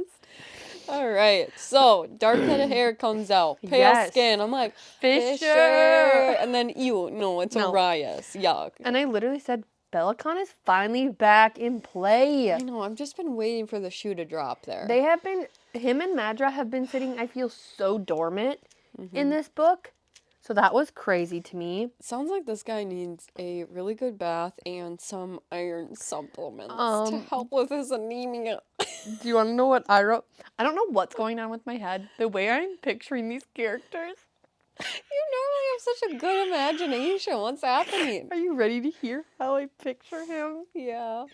Okay, so he's obviously just a Fae male, right? A scary looking one, a craggly looking one, but a Fae male. IDKY, but I am picturing him as he has a vulture head on a man's body. What? Why? Because of the nose. Yes, I bet you and it was the nose. I don't know what is going on. I am just picturing a bird head on this man. There's a bird head I on think this guy. The giant-headed queen. I'm thinking of the adder from ACOTAR, because he's just giving that vibe. icky servient vibe. So I'm picturing the adder, but then they're getting mixed, and now I just have a vulture man. This is what happens when you read too much. So real. That's hilarious, though. So, again, she gets called inexperienced little girl. Yes. She gets called little girl, child, A million all the times. time. Yes. And then I had the question, because they had the whole oath conversation. Yep. If they kill Bellicon, does that break all of their oaths, or will they still be bound to whoever the new king is? I think it falls on the new heir. I think once you're oath bound, you're oath bound. Okay. I had a lot of questions about this too, because there was so much conversation about the oath bound Fae in this. Why have we not had these conversations before? I know, and I just was so curious about this one. And again, in the chapter, she talks to Fisher about it, and he's so nonchalant about it. This feels really aggressive. And with all of this rot pushing into their land, they're not going to be able to stay in college. No, and that's why maybe he's trying to stay calm and whatever for her, but Yeah, which that's starting to piss me off too. yeah. Can we please be real? I just feel like that's why I laughed when he told Hayden, yeah, we'll have time for these conversations later. I'm like, no, you don't even have time for the really, really important war stuff right now. Poor Hayden's going to wake up and be screwed. Exactly. Okay, can we talk about how badass the two swords are? Oh, he's so cool. So Bellicon's men start attacking because she's not accepting his shitty ass proposals. And also crazy to me, you think that she's gonna go, yeah, you know what? I do want you to publicly execute my mate. Yeah, This sounds like a really good deal for me. Yeah. And she goes, and how are you going to protect me? Like, you can't do that. No. You're offering me all these things. What you're offering me isn't even No. possible. You're offering me to become a servant at the Winter So Palace, stupid. essentially. Belcon's dumb. Bellicon is dumb. Yeah, her but swords blazed so light. badass. Yes. So badass. Yeah, her short swords were so cool. And then we find out about the null blades. Those are freaky to me. I really thought she was just gonna wipe out these people and have no problems and use all of her new power or new swords or whatever. And then, again, she just gets screwed over with these null blades. Like, she is so inexperienced, like, in her world, or in this world. She just constantly keeps getting But, and again, we'll continue to talk about the null battered. blades because they keep getting brought up. Nobody knows what the fuck they are. Which is freaky to me, and I don't like it. I don't like that Bellicon is one step the ahead. knowledge keeper of He's these. kind of one step ahead. Yep. Um, the null blades are weird, and the fact that she said they were almost like buzzing. Yeah, something's going on there. I really liked that Lorith was in her head while she was fighting. Too, yeah. And him being like, you think I'm not worth 5 of these men? Oh, I know. It's rude. Yeah, that was so good. And then Fisher shows up. Yes. And it helps save the day. Yes. He lets her keep fighting. I thought that she was kicking ass against 5 men. Yeah, she was. She was holding her own. Yeah, so that was good. And then she uses her shield again. Yes, and it, like, I really liked that it was, like, the actual emblem. It wasn't just a force of power, that the rune itself materialized and, like, pushed forward. That was really cool. I really liked the, like, picturing that in my head. I thought that it was really cool, too, that she could go from the 2 swords back to the 1. It's just such cool imagery to think about her, like, whipping around these 2 swords, and then when she's, like, ready for a blowing kill, just going, oh, Wacha. so good. Wacha is the correct word for that. Wacha. So with the shield, so her Quicksilver rune is sealed. Yes. So Which she is super basic- exciting. Super excited. So she has Yeah. to basically master her powers in different ways. Like, Yeah. so I took that as she mastered her Quicksilver, I that agree. rune, so like one less rune is gonna burn her, right? And this comes back to what we were talking about before. How much easier it was to all of a sudden be working with the Quicksilver after they had come to the agreement of us being equals. I didn't realize how hard it truly was when she was working with the Quicksilver. This put a lot into perspective for me. Yeah. Okay, and we were talking about all Fae have magic is what we assumed. However you say little Vulture Man doesn't have magic. She's talking about how Orion? jealous he is. Yeah. Oh, I didn't pick up on that. She was talking about how she could feel his jealousy about how much magic Saris had and Fisher had because he had none. Oh, I thought he was just jealous of their love. He's a sad, greasy boy. Greasy vulture boy. Okay, well, I did not get that, but that's good. I just thought that because we've been talking about it and we assumed that everybody had magic. So that was very interesting to me. And then I have my comment about the vulture boy. So I already explained that. On page 351, Sarah says, I was too hot and I felt strange. Okay. And we've just heard him say this. Yeah. Like, why are they feeling this strange way? Is it just like, that's how Fisher described feeling? Yep. And is it just what's happening with I the didn't magic? pick up on that. I don't know. They just keep saying, like, I keep feeling this strange thing. Like, is that more? Or is there Was just that before lots he going came on? through the Quicksilver or after? It was before. So I don't know if they were feeling like each other, but this is when she was with him already. So I don't know. It's just odd. I thought it was weird that they had the It's same described the same way? quote back to back. Yeah. There's probably something to that. I don't know. Good job It's picking just that up. I did not catch that. I was well, too focused you on caught other Vulture things, and... so it's fine. I also thought it was a bad move, not just killing Orias and they sent him back. I would have just wiped him out, I think. I agree, but I think there was like the powerful statement in the fact that like he's going back beat to shit with 5 men dead, proving to Bellicon that she's not a little girl. Like she's very capable. That's true. And saying like exactly what Yes. happened. Yeah. Being like, she's not some little thing we get to boss around and tell to come back here to be our alchemist, essentially. I guess the other thing is now that you brought up that he doesn't have power, I was under the impression that he did have it. So I'm like, oh, geez, you could have killed someone off right here that'll help you in your little war that's coming up. But now that he's basically harmless. Yeah. Well, I don't know about harmless, because it kind of, the way that they described his job for Bellicon, that he basically does the dirty work. Okay. I'm very curious about more of what his character is, and if he doesn't have magic, how is he capable of just going around and, I would assume the majority of his job is killing people. Also, when she was talking about that necklace around his neck, that has to be his relic, correct? Yeah. If he's traveling through the Quicksilver. Where does Bellicon have relics to send 5 soldiers through? I think, I thought that, did Sarah's not have to make some before she left? She couldn't. She didn't perfect relics until they were back at college. So maybe there's an alchemist. But then why would he want Sarah so bad? Or part of me is like, did he just go around and collect all of these relics? Because From he's doing prior? whatever from random ass people. Because Yeah. he's thousands and thousands Well, of if they years have old. these no blades, they Yeah. talk about how they've worked with alchemists and wiped them out. Maybe he has some like in store for Okay. this. Like obviously they've been planning for Yes. something like this for a while, Yeah. so maybe they've been. But that's a good point. I don't know.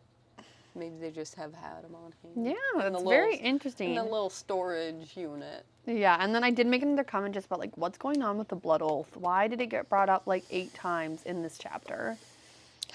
I don't know. It's very interesting to Because me. old Belly wants to. Belly wants his oath boys back. Please don't call him Belly. I don't like it. It makes him sound like cool and kind of looking like Santa, and I'm not into it. No, it's not Belly. It's Belly. How am I not supposed to think of Belly? I don't know. Oh. Okay, chapter 39 is Fortunes of the Universe, and we're back. We're still on Ceres. Yes, but now we're back at college, and Hayden is there.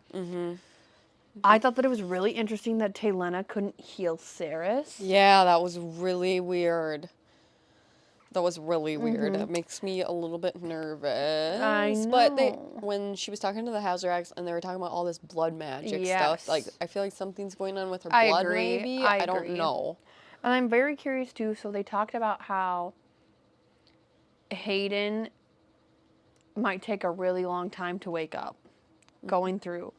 How long do we think that process is going to take? Because Ceres was different because she was obviously basically mortally wounded. And it took her a week. Yeah.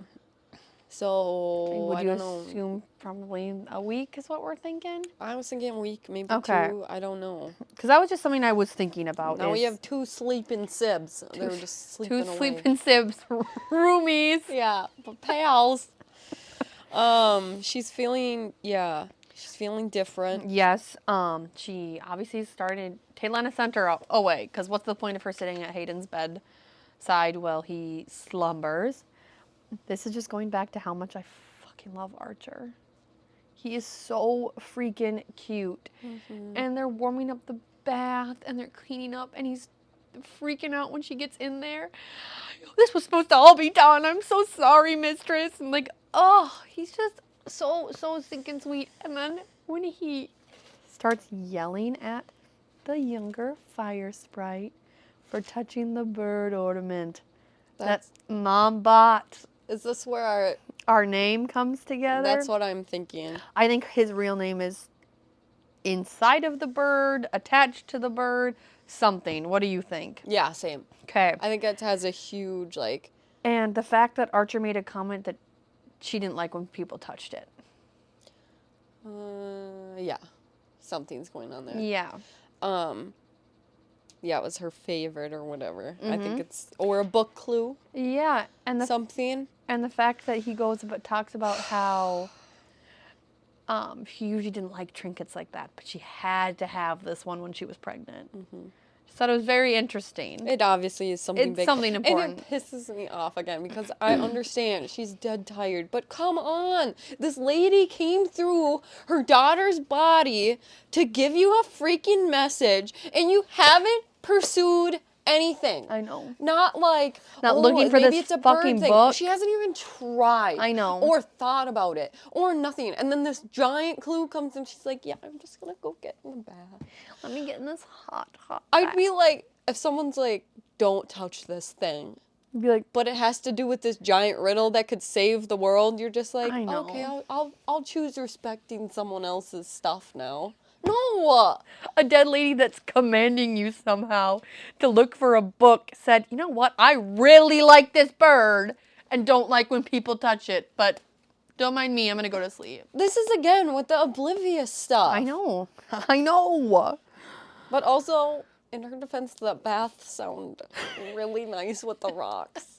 I really Well, she could have taken the bird in. into the bath. It sounded like it was porcelain. Yeah. It was just dumb. We can multitask. Yes. Oh man. And then we get to the part where the Fisher's pouring sand out of his boots, and it's just Oh, never my ending. Too funny. It was so good. Yeah. And this is kind of the first time that they're back together, obviously. Real, like, outside of the dream, obviously. But This was so we a- get a little sexy time. This was a really sweet chapter. It was. Because he kind of reads her swords for her. Both swords. One's mercy, one's honor. Which I felt like was very fitting. Because even her not wanting to kill, I don't know how to say his name, Vulture Man. My Vulture Man. It And just, it's already showing through for me. Yeah, it's so sweet. Like, she feels so safe with him, and he's so relaxed and happy with her. Like, their conversation about whatever, tickling, and Yes. just, it was kind of cringy, but also very sweet. And then when he said, I love all of you, Yeah. it's my strength. When she was, like, talking about how, well, most people would see that as your weakness. There Yeah. it is. And he's like, no, it's not. Yeah. So I thought that was sweet. And then they talked about her metallic veins. Yes, and him asking if it hurts and kind of beating around the bush of like, well, do you have 1,000 voices in your head now? And I think it's, again, so interesting how different the Quicksilver is for her. And the fact that it's, again, running through her veins now, but also, is it, if it's not talking to her, is it Quicksilver? I'm just so confused by it. Or maybe it's because now they have a mutual agreement to like be chill with each other. I'm interested to hear what you think of them promising that they'll go everywhere together. It kind of pissed me off again. Okay, I thought that you might say that because you were the one who specifically brought up when Foley was like, why are you making promises like about the Algod's gloves? Yes. And stop doing that. And she just continues to make these promises that maybe aren't very realistic. It just feels like, okay, yes, I understand it's hard to be away from the person you love, and obviously this is a love magnitude of whatever, but we are on death's doorstep here. You and Fisher have very different skill sets. How are you expecting to not be away from each other? Yeah. It's just not realistic. No, and I just think that's going to come around to bite them. I agree. And I don't know if... It's very confusing to me, the oath part of it. You cannot tell a lie. Well, Fisher can't tell a lie. Because it seems... It's not... Because, again, going back to the chapter where Belcon's men come through, they talk about how you're technically Fae. Are you going to take the oath? Because she hasn't yet, so she can technically still lie and do whatever she wants. So I don't know if her words maybe don't... Me saying that they don't mean as much isn't like that, but you know what I mean? Her making promises, she doesn't necessarily have to keep her word. But I don't know, I just thought that felt Yeah, almost icky. same. That was all I had, but yeah, I Okay. just thought... Oh, and Fisher got more ink. Yes. She let him find it Yeah. on his own. What if she didn't like tattoos? What if she was like, oh, I don't even like tattoos, now I have all them. I know, also, like, your tattoo just getting picked for you? Wild. I know. At What least if they've she been didn't- good so far. And I was gonna say, what if she didn't like birds? She'd be fucked. Yeah, she'd be screwed with it. Some people are actually, like, have a fear of birds, so... She's scared of birds. Oh, okay. Chapter 30 is Yes. Leash. So Sarah's. good. This chapter was very, very interesting. It was so interesting. We start off crazy Everlane wakes up. and is choking Taylena out. And we find out basically that Danya and Carrion, I assume, were getting after I it. said, I was giggling, Danya and Carrion were together, but I come back to that and I said, I don't think that they were doing, I don't think that it's sex. I think that they're putting on a show and I think they're doing something else. Interesting. Because also, this is, again, I'm skipping past a lot of stuff that I have notes on, but we're already on this conversation. Them asking, like, where's Simon? Yeah, I know. And he, like, blushed. Him being weird about it. Yeah, he blushed. Something is going on with Carrion, and I think that Danya is helping, and I think the whole fucking ruse is just to throw people off. Yeah, I have on 375 Carrion was getting super weird about Simon. Yes. She literally said, I've never seen him blush like that. Yeah. I took that as they were doing sexy things with Simon. And oh no. Oh no! We are taking things very Sexy things with the sword. Okay. Why else would he blush? He blushed. That usually means they're embarrassed about sexy things or something. And I thought, him and Tanya getting after it. He's just blushing about the sword. They're doing sexy things with the sword. That is crazy. There's our love triangle. It's Simon, Carrion, and Tanya.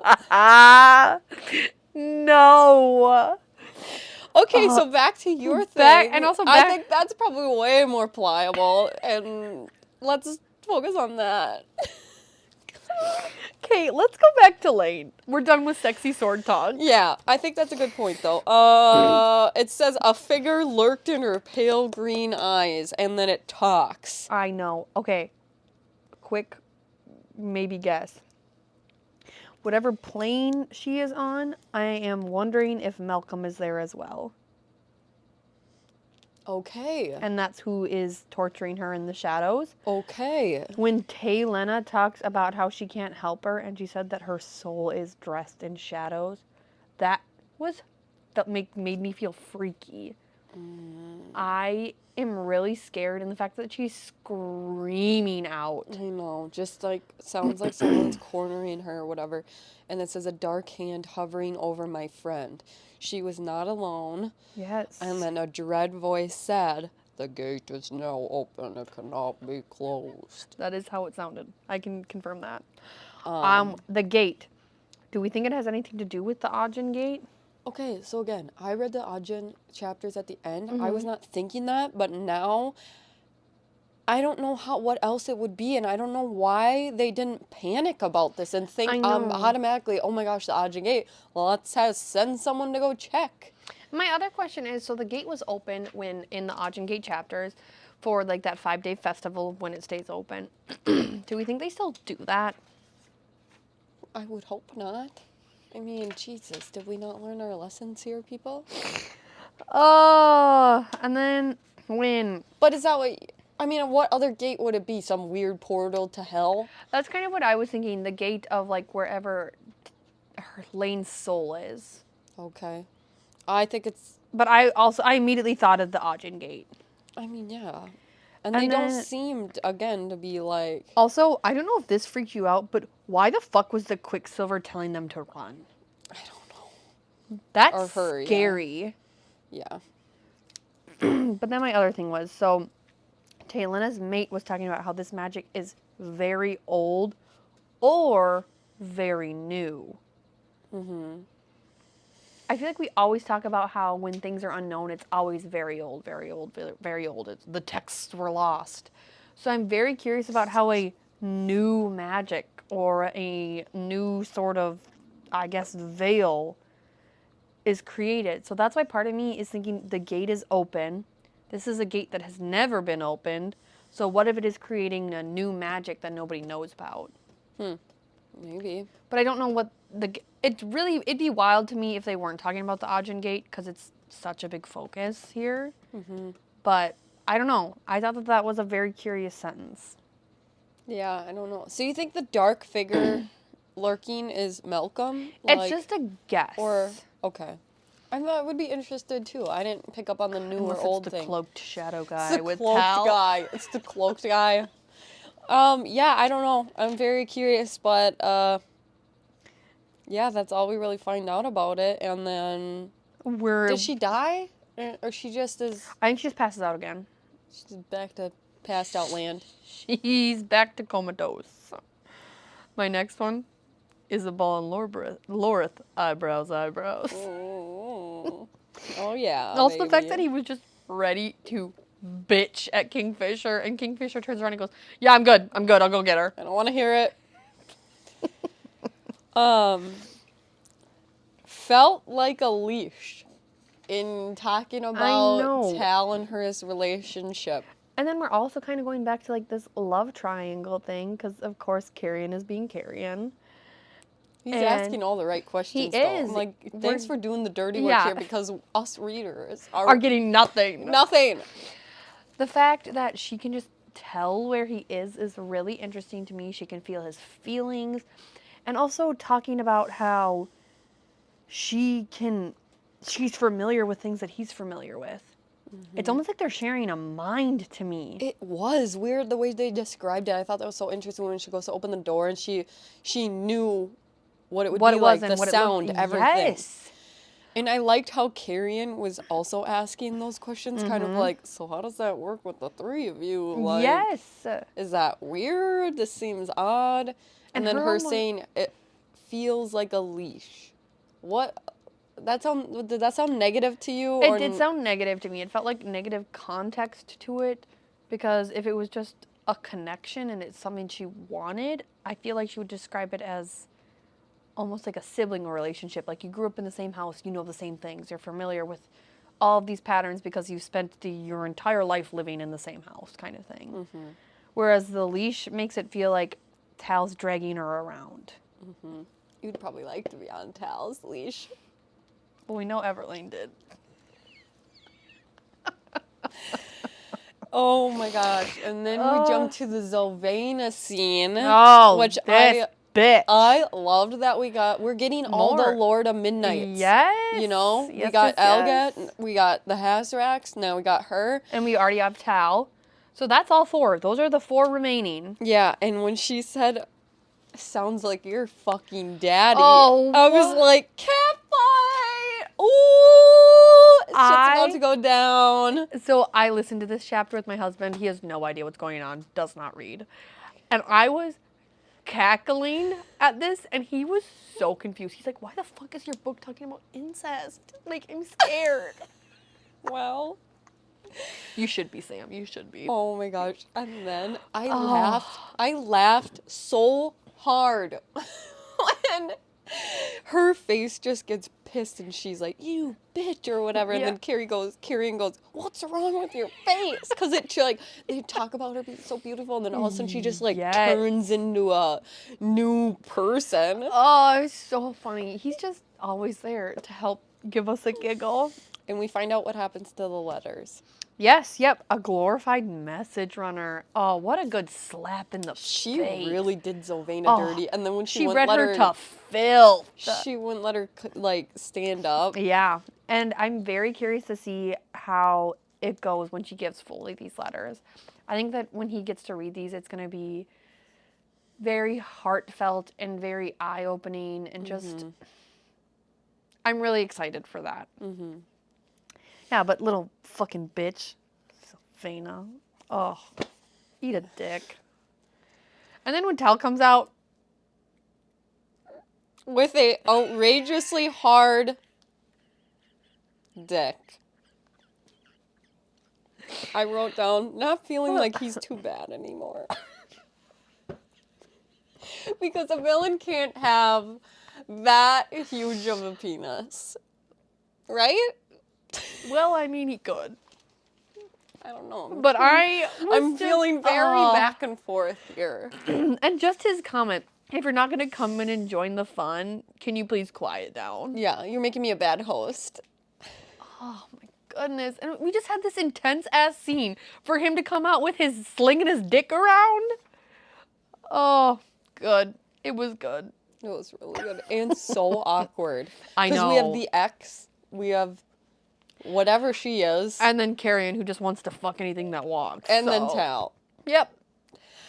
So, chapter 31, we go to Chapter- Fisher, and I'm like, wait a minute. I'm I not need to- done. We need to find out what's happening behind this door of I Tal's. know. So then we get back to Fisher, and Fisher is singing a damned lullaby to Onyx. Yes. Take me out. That was so It was cute. so sweet. And then, again, with the small magic. Yeah, the fish thing. Yes.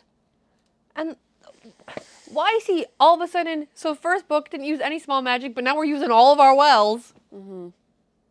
I just am so confused about it. I don't But know maybe enough. that's because we didn't get any Fisher point of views. I know. So Fair. Cyrus isn't going to really know about all of Yes. his small magics. And then after, he gets Onyx all tucked in, all sweet like, and he jumps under the bed and he brings him the pine cone. Stop. It's so It sweet. is. He just loves him so much, and it's so cute. And Fisher's trying to be all big and bad, and he's not. No. And I was wondering, okay, I don't know if I'm looking into this, Yeah. but I was wondering if the lullaby means something because I'm just suspicious of anything from his mom as a kid. Because we talked about how the mom filled him in on all this demon knowledge through like fun little stories. Like gigglies and yeah. And so she's singing him this lullaby. I wonder if that's gonna mean Yeah. something for him beneficial later. I don't think that it's wrong to look into it like that. I don't know what it would be. it was kind yeah, it was a very it wasn't a confusing lullaby. I know exactly what we were doing, but I agree with you. I'm kind of wondering if this was all about to show that small magic, being able to reach out and grab something. And also, again, why can't he use his magic here?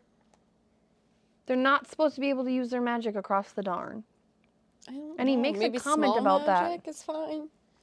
I don't know. I'm feeling He says he can't use his shadows. Is he at always the start of specific that about it? top, he was talking about how he's all pissy that Tao was the one who put the Yeah.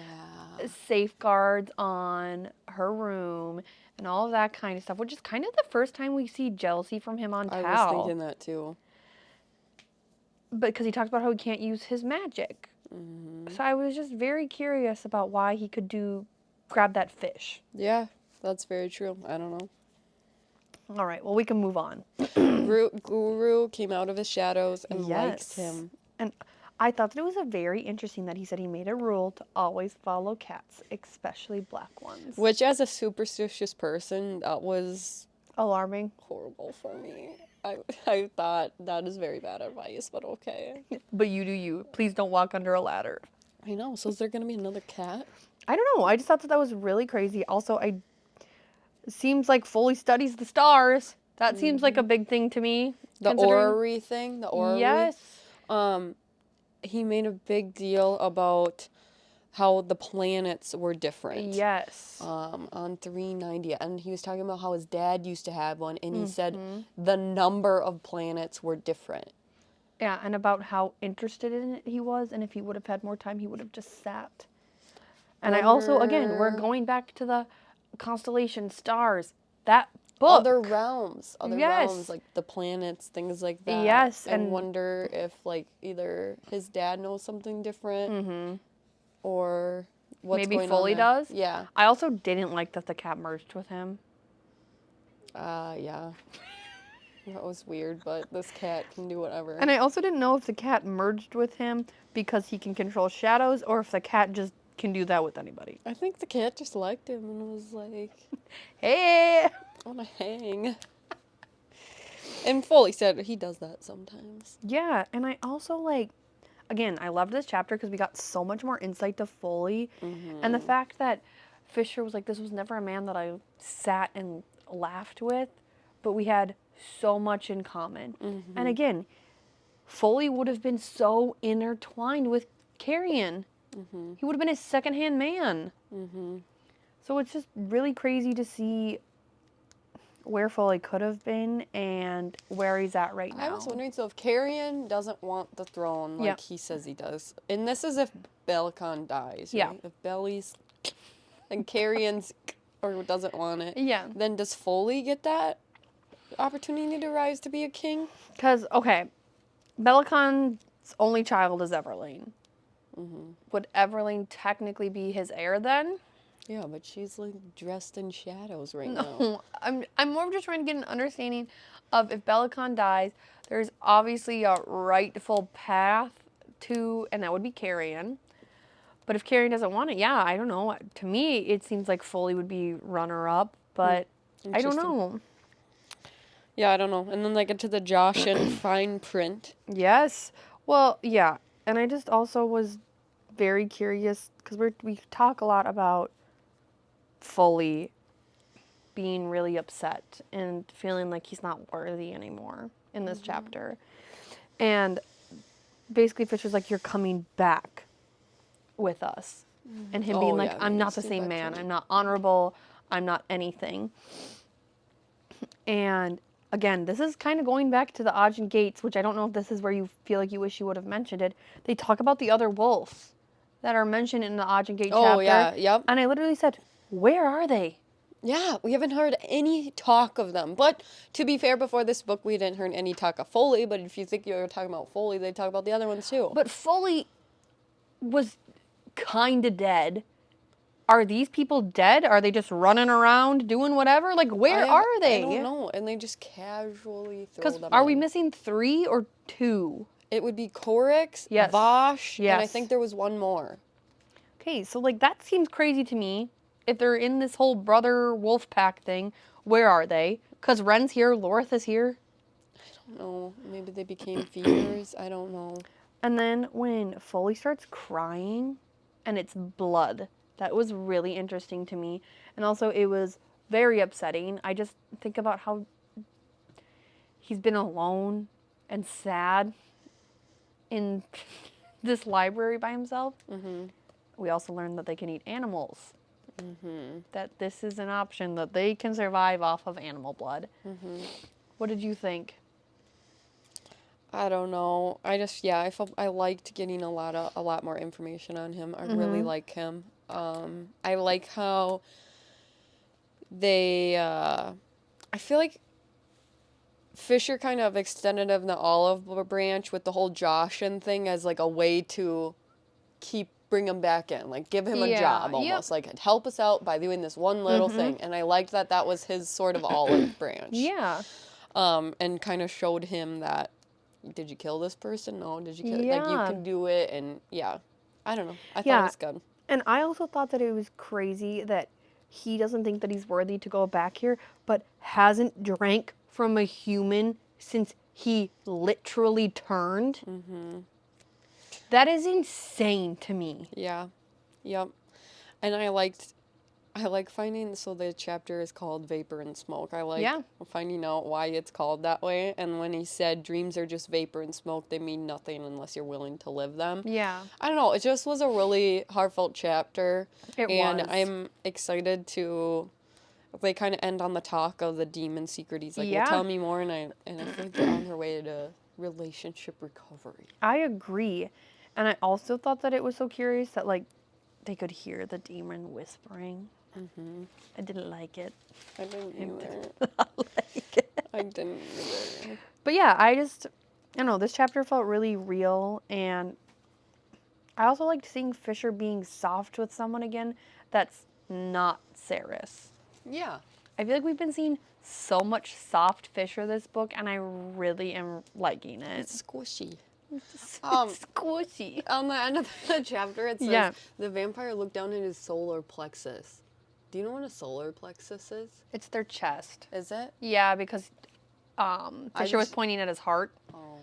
I know, they say that a bunch in this book, but I think it's their chest plate, Okay. their breastplate. That's it. I'm 32, and I have a lot Okay. to say on this one. Okay, I'm very curious. Let's start her off. the chapter's called The Thing About Leaning. Yep. So funny. The whole leaning conversation was just 10 out of 10. Yep. Love the nuances. I know. Love him hitting on Tal, Yeah, and Carrion. yes, it's so good. I'm back on the Tal love train. I mean, damn, sounds like this guy is packing some serious heat and knows his way around. Well, you're not wrong. And I liked, again, so Tal kind of puts Saris in her place again when he says, she gets put in her place a couple times in this I chapter. agree. He scolds her for running off all the time. Yep. When on page 404, she goes, well, why shouldn't I be dealing with all this Yeah. stuff? And he's like, yeah, you should, but you're running off with your mate all the time, and I have to be prepared. And I love that he doesn't even say it snarkily. No. Like, he's just laying out facts, being like, yeah, you are, but I don't know where to find you, and you're not even leaving a note. No. I agree. That felt very incisive for me because she's all pissy, and Fisher's all pissy that they put these guards in front of a Quicksilver pool that just randomly opened. Yes. I get it. I would have Yeah. been pissed. Yeah, agreed. Yeah, also had a question though. So he's obviously biting these females, drinking. I thought that every time a vampire bit someone, they turned into feeders. Yeah, So I I'm guess- obviously under the wrong impression there. Do they have Yeah. to drink them dry I to don't- make them become feeders? I don't know. I think so. Okay. Because that makes way more sense to me because I was also like, how are the vampires even still alive? Well, how do they become a vampire then too? Then if they put like all their stuff into them? Well, the only The people venom? that can make vampires were Malcolm and now Tal. Okay. So I think feeders become feeders when they drink them dry if I am under the correct assumption. Okay. And then if you wanted to make someone a vampire, then what? Well, do you remember that she had to drink from Tal? She had to accept his blood. And they talked about how Everlane had 4 days or whatever because Malcolm. I don't know. I'm very confused about the vampire process because I Okay, assumed that once you got okay. bit, you were a feeder. Yeah. But obviously not, because I don't think that these 7, let me repeat that number again, 7 females would just be willing to have a crazy orgasm Yeah. and then die. No, it's just interesting. We're Yeah. definitely learning about. And then when Kieran's like, well, I kind of want an invite to this. And he's like, can you handle it? Kieran's like, I'm not sure. Yeah, I've never handled this many conversations Yeah. before, so I don't know. It's the first time I feel like he's not cocky when it comes to sex. Yeah. This chapter was really funny. So 407, Yes. I get really annoyed with Saris again. Okay.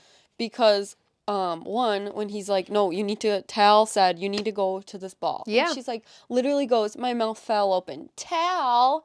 Like, she just sounds like the most whiny, teeny, like, and then she gets mad when people call her, like, a child. I know, but you're acting like one. And then later on that same page Yeah. with Yannicka, Yeah. Saris just pissed me off. I felt like she was so disrespectful Yeah. to her about the dresses thing when she was like, well, can't you just eyeball it? Like, enough with this, like, I hate dresses. I don't want to go. Like, just stop. You're being super disrespectful. Yeah. And she's here for you. And, like, how she put her in her place and was like, I've been doing this for centuries. and this is just, like, this is a reflection of my work Yeah. and myself. And I'm not going to just eyeball it. like, you can go naked or you can stand here. It was kind of just like a really like self-centered a little bit. I of agree. Saris. I don't know. What did you think of that whole page? No, I agree. I think that Saris is complaining about things she does not have a right to. I think when Tal put her in her place, it also kind of just opened my eyes a lot too of Saris and Fisher are just doing whatever they want and they're acting all concerned about everybody else without including everybody else. And I will say this: Saris is immensely younger than everyone 100%. else, and so I understand where she's coming from. But she is just really immature. I feel Yeah, like in but- a lot of these chapters in this whole book. I agree. And the only people she's ever had to take care of are her and Hayden. So it's probably a really big adjustment to running a kingdom. But also I feel like she's not using her resources correctly. Yeah.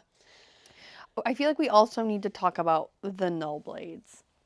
I thought that it was so interesting the way it affected Tal. why is it? And then, so it affects Tal. He said he wanted her to throw it into a ravine. Yeah. And that it made him want to peel his skin off. Mm-hmm. I made a comment. Do you think that it'll affect the weird feeders? Yeah. If it's affecting Tal, it's affecting her. Yeah. These null blades are obviously Yeah. a bigger thing. Did that make you more or less sus of Tal when he gave her the blade? Because it made... I have not really been super sus of Tal. I saw where your point of view was coming from. Okay. This made me just feel like he's being upfront about things. We're getting more information. I do feel like they're on his side. It's like he's on their side. Yeah, I think so too. It made me less suspicious of him. I feel like if he had something going on or whatever, he wouldn't be so forthcoming about some of that stuff. Yeah, I agree. Okay, we can go back to the dress part now. When they described, was it Yenica is how you say Yeah. it? Okay, that's what I thought too. Sewn shut gills. Mm-hmm. What happened? I don't know. And she talks about her, gosh, I'm blanking on the word that she used. Her mutilated gills. Yes. Oh, I think that, yeah, and that just made me even more annoyed that Saris was so, like... rude to her. So, I have pointed out, I haven't really brought it up Yeah. yet, but in 3 of these chapters, I've circled times where Saris is complaining about her life back in Zilvarin. Mm-hmm. It is getting so redundant for me. I get it. Because then she is, like, in situations like this where other things have happened to people that Yeah. are horrible... She still, in this chapter even, was just like, oh, my life back in Zilvarin was so hard. Like, we understand that. We know that. And I understand that. But she continuously...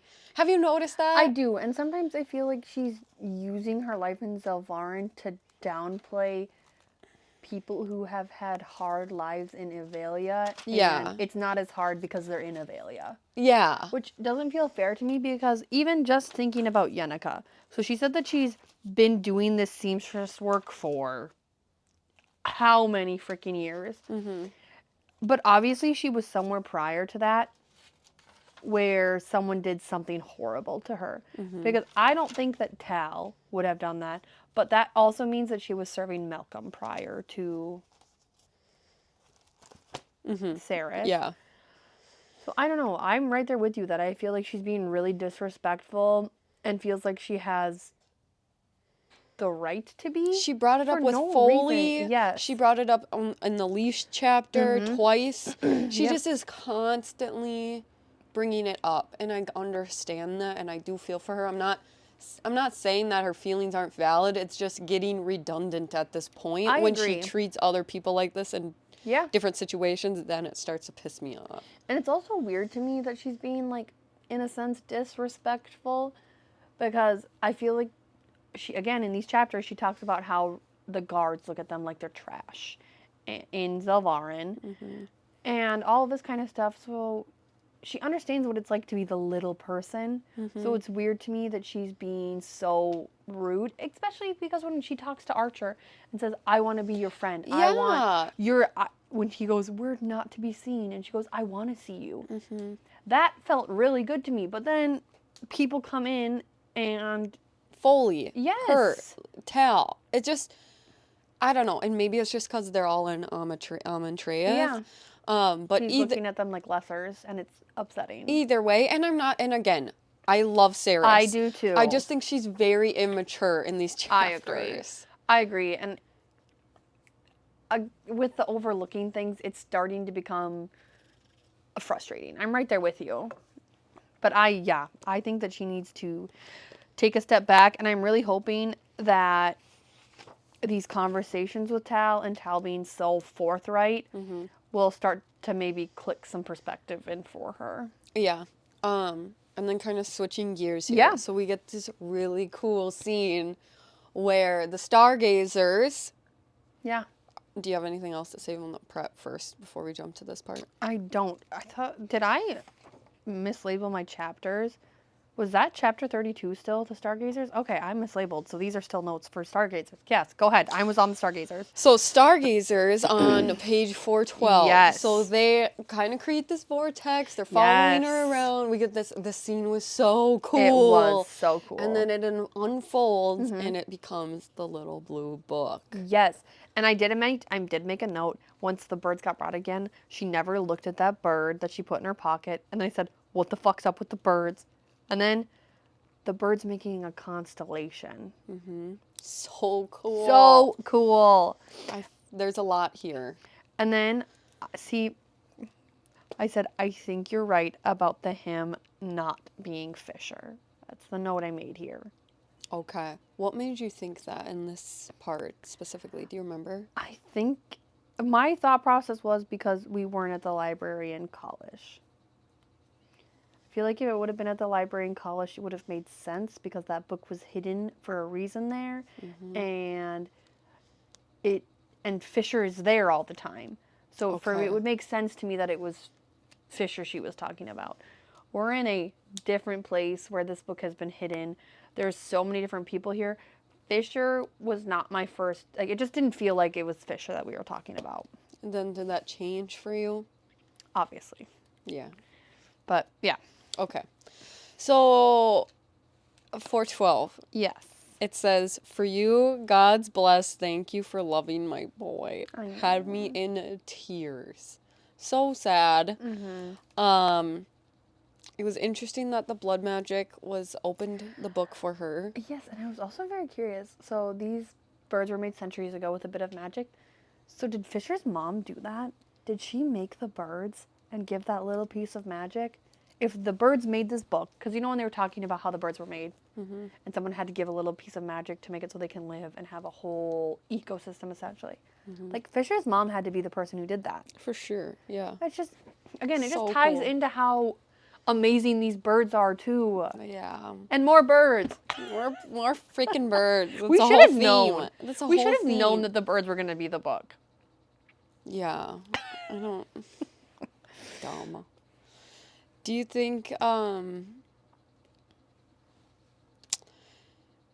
him not finding out, like, how he's always like, don't tell him about the book or Yeah. whatever.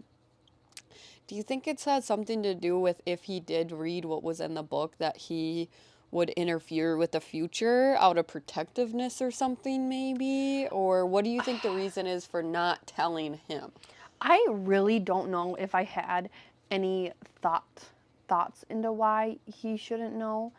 I didn't know if it was going to be something along the lines of her having to die, and Fisher being like, I'd rather let the world burn. Because again, we've talked about this, his biggest tattoo is sacrifice. Obviously, losing your mate would be the biggest sacrifice. So I didn't know if that were going to be lines, and his mom knew for the greater good that Saris would have to die and Fisher would intervene. What were your thoughts? Because I'm guessing you had some. Yeah, I just thought Yeah. that I think there's something in there where Saris has to complete this quest or something. Yeah.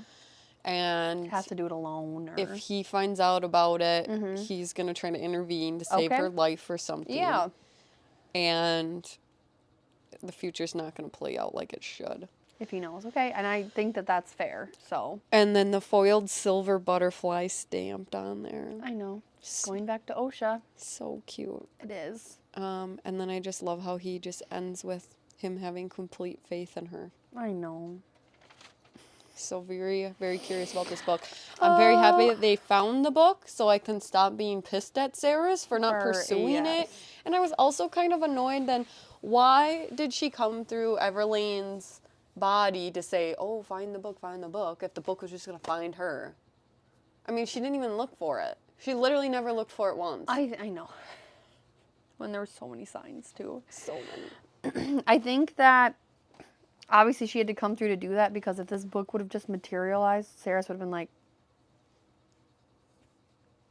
cool, what am I supposed to do with this? And then she would have immediately showed it to Kingfisher. Okay. And okay, so I think she needed background needed a around warning. it. Yes. And also, Saris obviously makes a choice. with telling Kingfisher about it. Okay. And that was a big part of it. Yeah, so that brings us to chapter 33. Yes. The no regrets. And it's the letter chapter. Yeah. I love letter chapters. I when the know. font changes like this. I know, this letter is so sweet. It is. She says, I have no regrets. I love you. I'm proud of you. It's just so heartbreaking. And her just like making the comment too of, I know that you're feeling so upset that I've been lingering here, but it's not on you.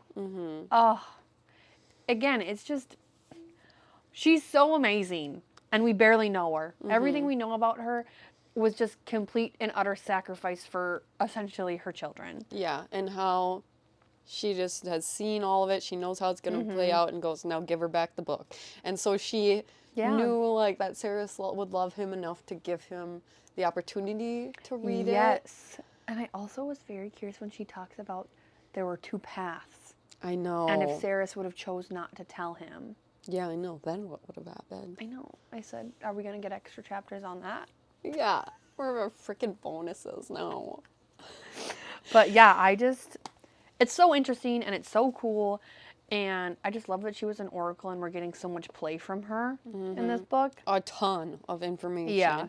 Because we really just kind of sprinkled her in with the Yeah. whole book from the first book. Yeah. Or Quicksilver. And now we're finally getting, she plays a huge part. A huge part. I'm very curious because obviously in the chapters that we have left for this episode, we haven't gotten to read the book yet. And I'm very, very curious about what is in that book. So we jump to chapter 34. Yes. It's called Very Wrong Indeed. And we go back to Saris's point of view. Yes. It starts out with saying Edina of the Seven Towers. Do we know what that means? I don't. I'm guessing that it's just her title or maybe what her title was when she was in college. I don't know. Okay. I am so unbelievably frustrated that she's not busting into this book immediately, which she is too. I know, she is. In this entire chapter, she said, I need to sit down. And read this book. Yeah. If she would have just thrown it in her nightstand, we would have been throwing hands. That would have been the last straw for me. I would have been emailing Callie Hart. Yeah. I need more. So at least she's trying, but Yeah. it's still very frustrating that Yes. she can't just bust this thing open. Yes. Because of the ball. Yes. The ball. The ball. And if you noticed, there was another point where Carrion was just reading a book. What book is he always freaking reading? I don't know. And I also made a comment in that I think Simon is a fake. Because they mentioned that he finally has his god sword again. And because they were all making comments Yes. about it. I don't think that it's an actual god sword. Because you think it's still in their bedroom. Yes, I think that Danya is riding the handle in the bedroom. Shout out, lights out. Okay, so you think where do you think Simon I don't really know. is then? I don't know. I think something is going on with the god sword. I think that he's someone. I don't know if someone stole it.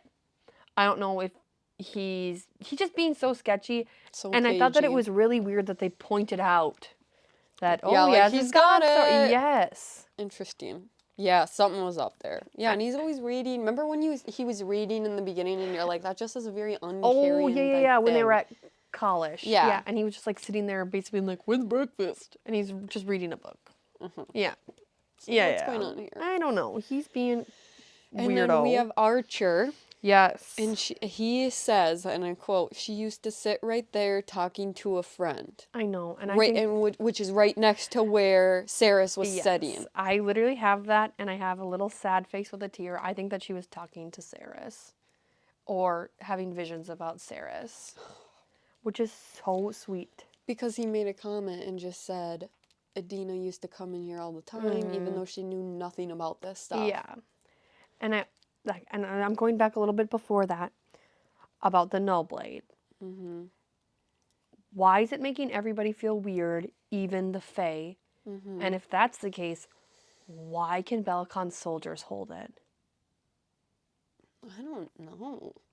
Is it making them feel weird while they're fighting with it? Araya said they had been training with them for a long time. Do you think it's like the iron where like you Yes. build up a tolerance to it? Yes. Okay, I just That's thought what that I that was thought. weird, and I also think that it's crazy that Fisher doesn't know anything about them. Yeah.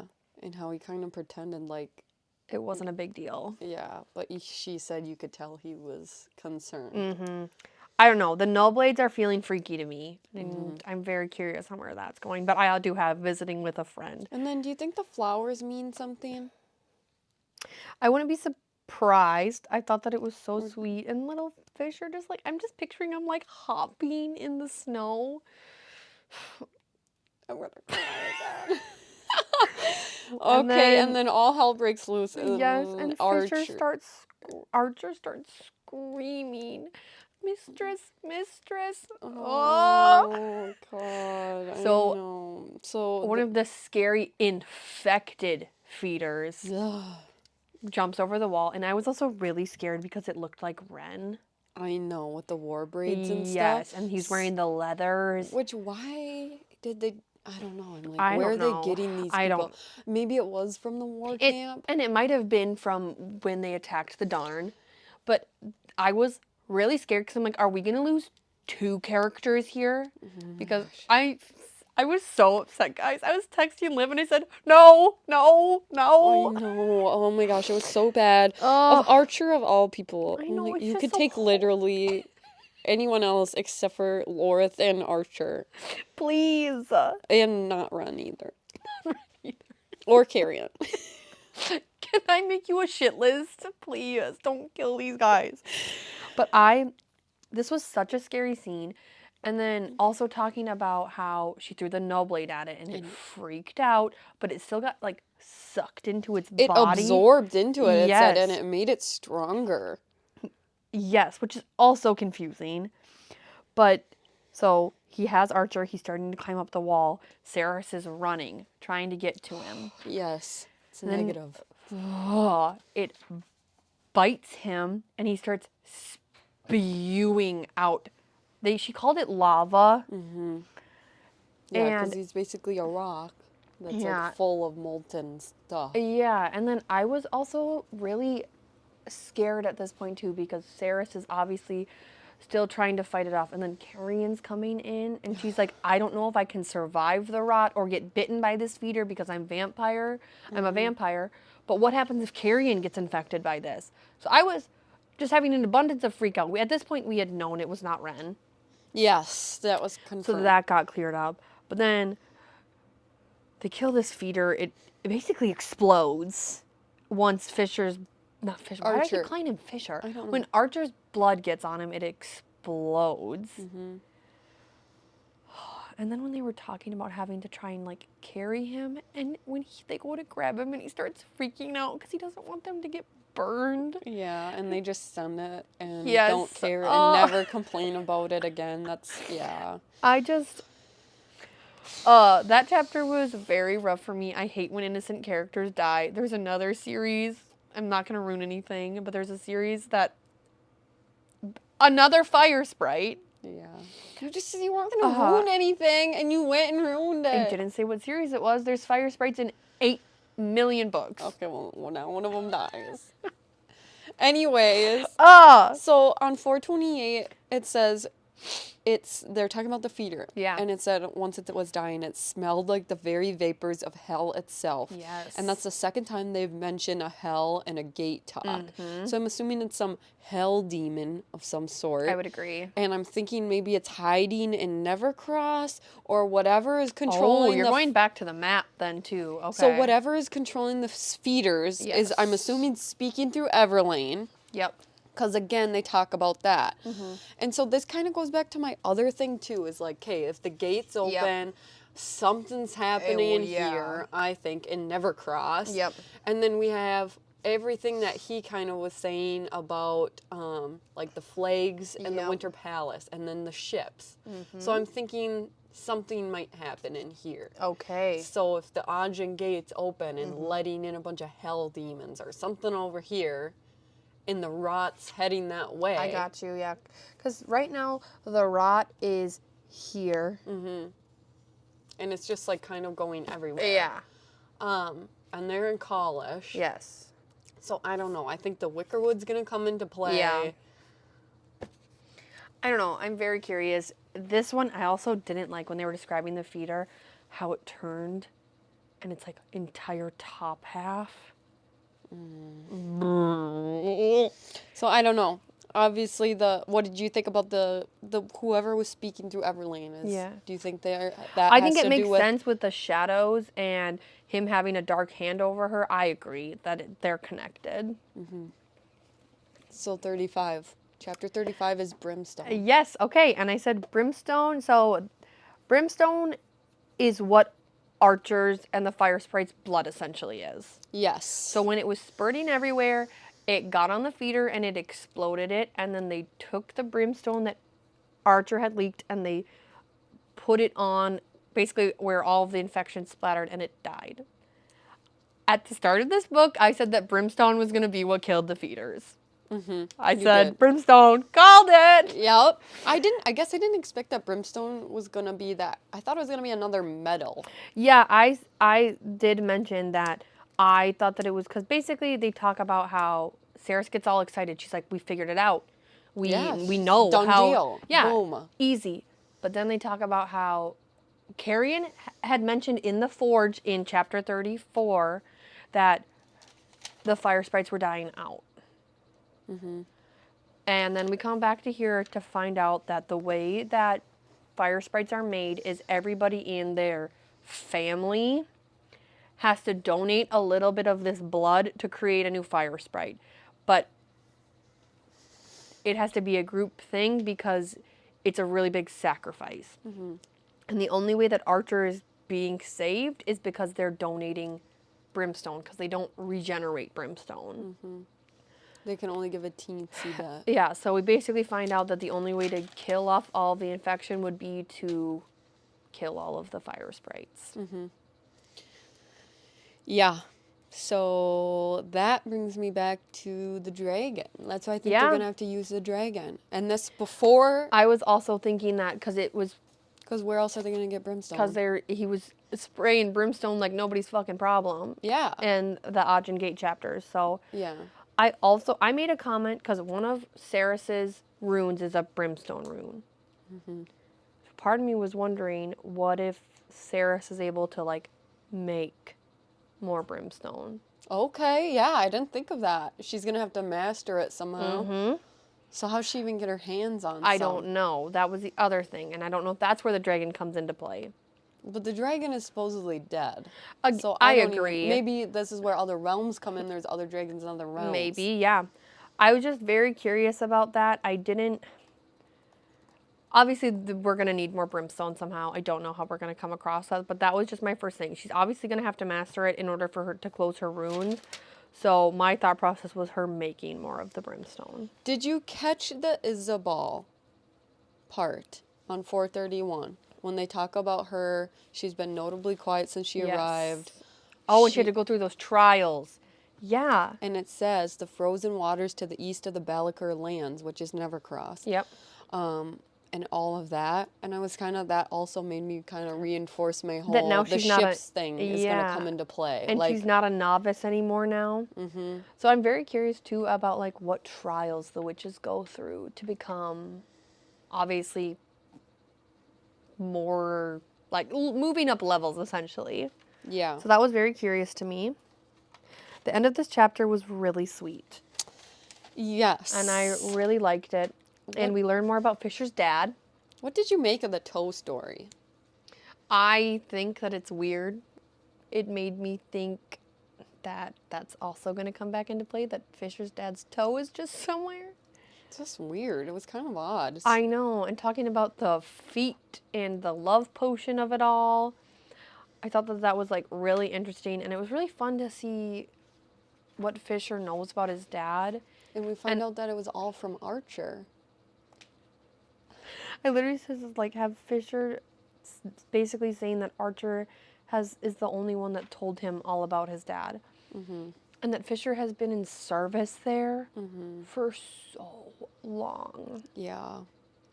We didn't talk about this earlier too, but in one of the early chapters when Fisher was like telling her all about this, and he goes, I do really like my job, like, and the fact that when a new lady moves in, they usually bring people from her house to serve there. Oh, So sad. break my heart.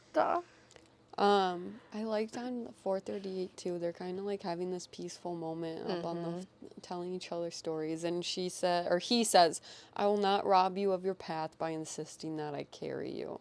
I know. And then also just talking about how, because what was it?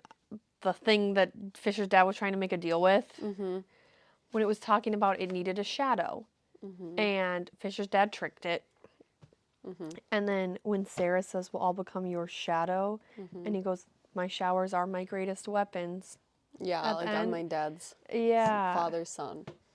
It just felt, again, just they're connecting on so many levels, and they're finally getting to know each other. We've talked about this in Yeah, abundance, so they don't know each other. Yeah, I put that too. Ended with shadows, and I like that these in this book. I do like that the peaceful moments are kind of sprinkled in. Yeah.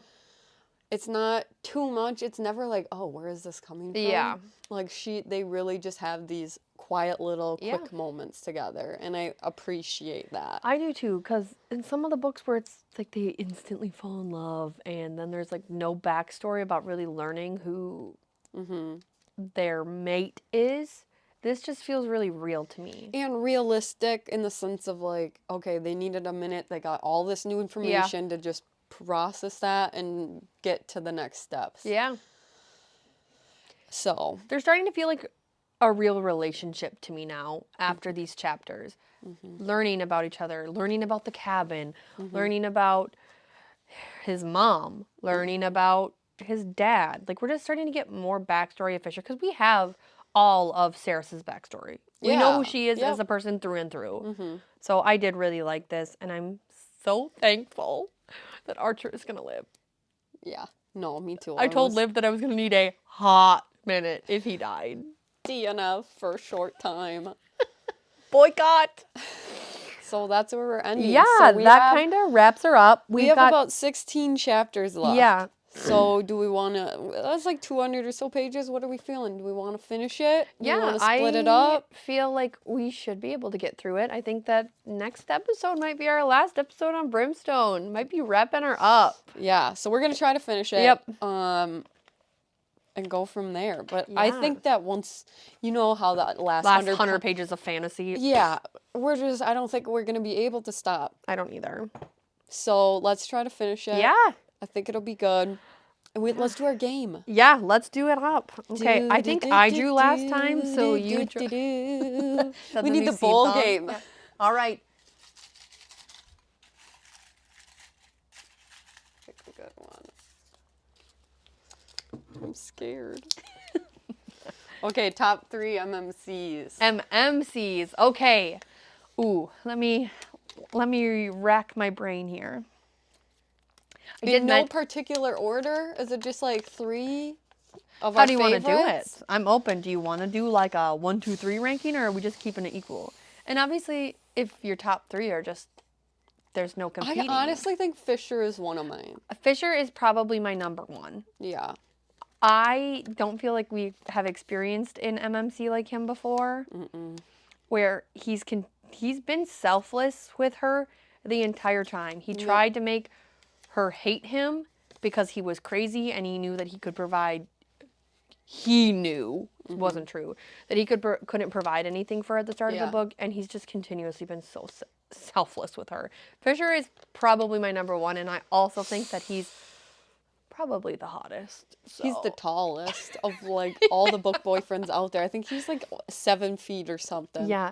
I think I have like- a perpetual thing for shadow daddies, because Well, that's kind of all we've read though. Dorian, I'm quite That's your literally second? obsessed with him. I think Dorian is my second. My second is Zayden. Okay. Fourth one is Zayden. For sure. I really like Zayden, but I don't know if he even scratches my top 3. Oh, I love him. I think he's so hot, but maybe it's the school setting. Oh, are we into Well, I don't know. I just think he's like old. He's like older, and I don't know. I just like him. I've always liked him. No, but maybe I that's do because really like I him. do love Fourth Wing, Yeah. and I just love that setting. Yeah. And No, then that's a solid choice. My third is, I don't know. My third will be hard to choose. I know. I'm trying to run through all the book series that we've been reading. Because there's some romance ones that... Okay, you want to know what? Hot take, Riot. Oh, from... I'm going Riot from Plated Prisoner. He is my third. I really like him, I too. love him. And see, this is a side character, too. The other two, not... Well, Dorian's... I don't know what we would consider Dorian. I don't know either. Throne of Glass is hard because there's so many characters and they kind of toggle between sometimes they're the main and then sometimes they're the side. I am going to put a spoiler in front of this now because you don't know that Dorian is a Shadow Daddy for a long time. Yeah. So I'll put a spoiler in the show notes. But yeah, I'm going Kingfisher, Dorian, and Riot. Oh man, I gotta decide on a third. You do. I don't even know. I don't know. What other books have we read? I'm trying to think. I definitely Spark of the Everflame. I think Resand. He is solid. He's a very basic pick, but he is so solid. He was also like, at least for me, when that's one of the first series I read to get back into reading. He's like, he was my first Shadow Daddy. Yeah, like, but I feel like now we forget about him because there's been so many others that have gotten introduced. But he's a lot like Kingfisher. I know. So I feel like he's up there too for me. I agree. I think he is a solid third choice. I don't even know. Who would be your, like, who's on your other maybe? Just a quick note. I don't know. I'm not on the bandwagon of, like, Cassian being better than Resand, because I feel like that was a huge thing after the Nesta book. Yeah. Resand is up there for me. I do really like Slade. Yeah, Slade was kept toggling around in my head, but... But I don't think that he even scratches the top for me. Like, I don't know. I have some problems with him, I guess. Honestly, Spark of the Everflame... I like Luther. Oh, yeah. No, but I didn't even think of him. The slow burn was so slow. It was too slow. What other series have we read recently? I almost got incinerated by how slow that burn was. So that gets tough. But I'm feeling solid about mine. I like yours, though. Riot's good. Yeah, Riot is good. And I love Rowan. I love him. Yeah. But he just also... I almost feel like we don't get a lot from him. We do, but we don't. We didn't get a 7-book series on him. So, yeah, I don't know. I'm feeling good about mine. I am. I'm feeling like it was a solid choice. Yeah. All right, so this wraps up our 4th episode. And our next is ending on Brimstone. And then do we want to announce our next series? I think we keep it a secret. Okay, so we'll be announcing our next series in the next one of what we're reading next. All right. All right, thanks for tuning in.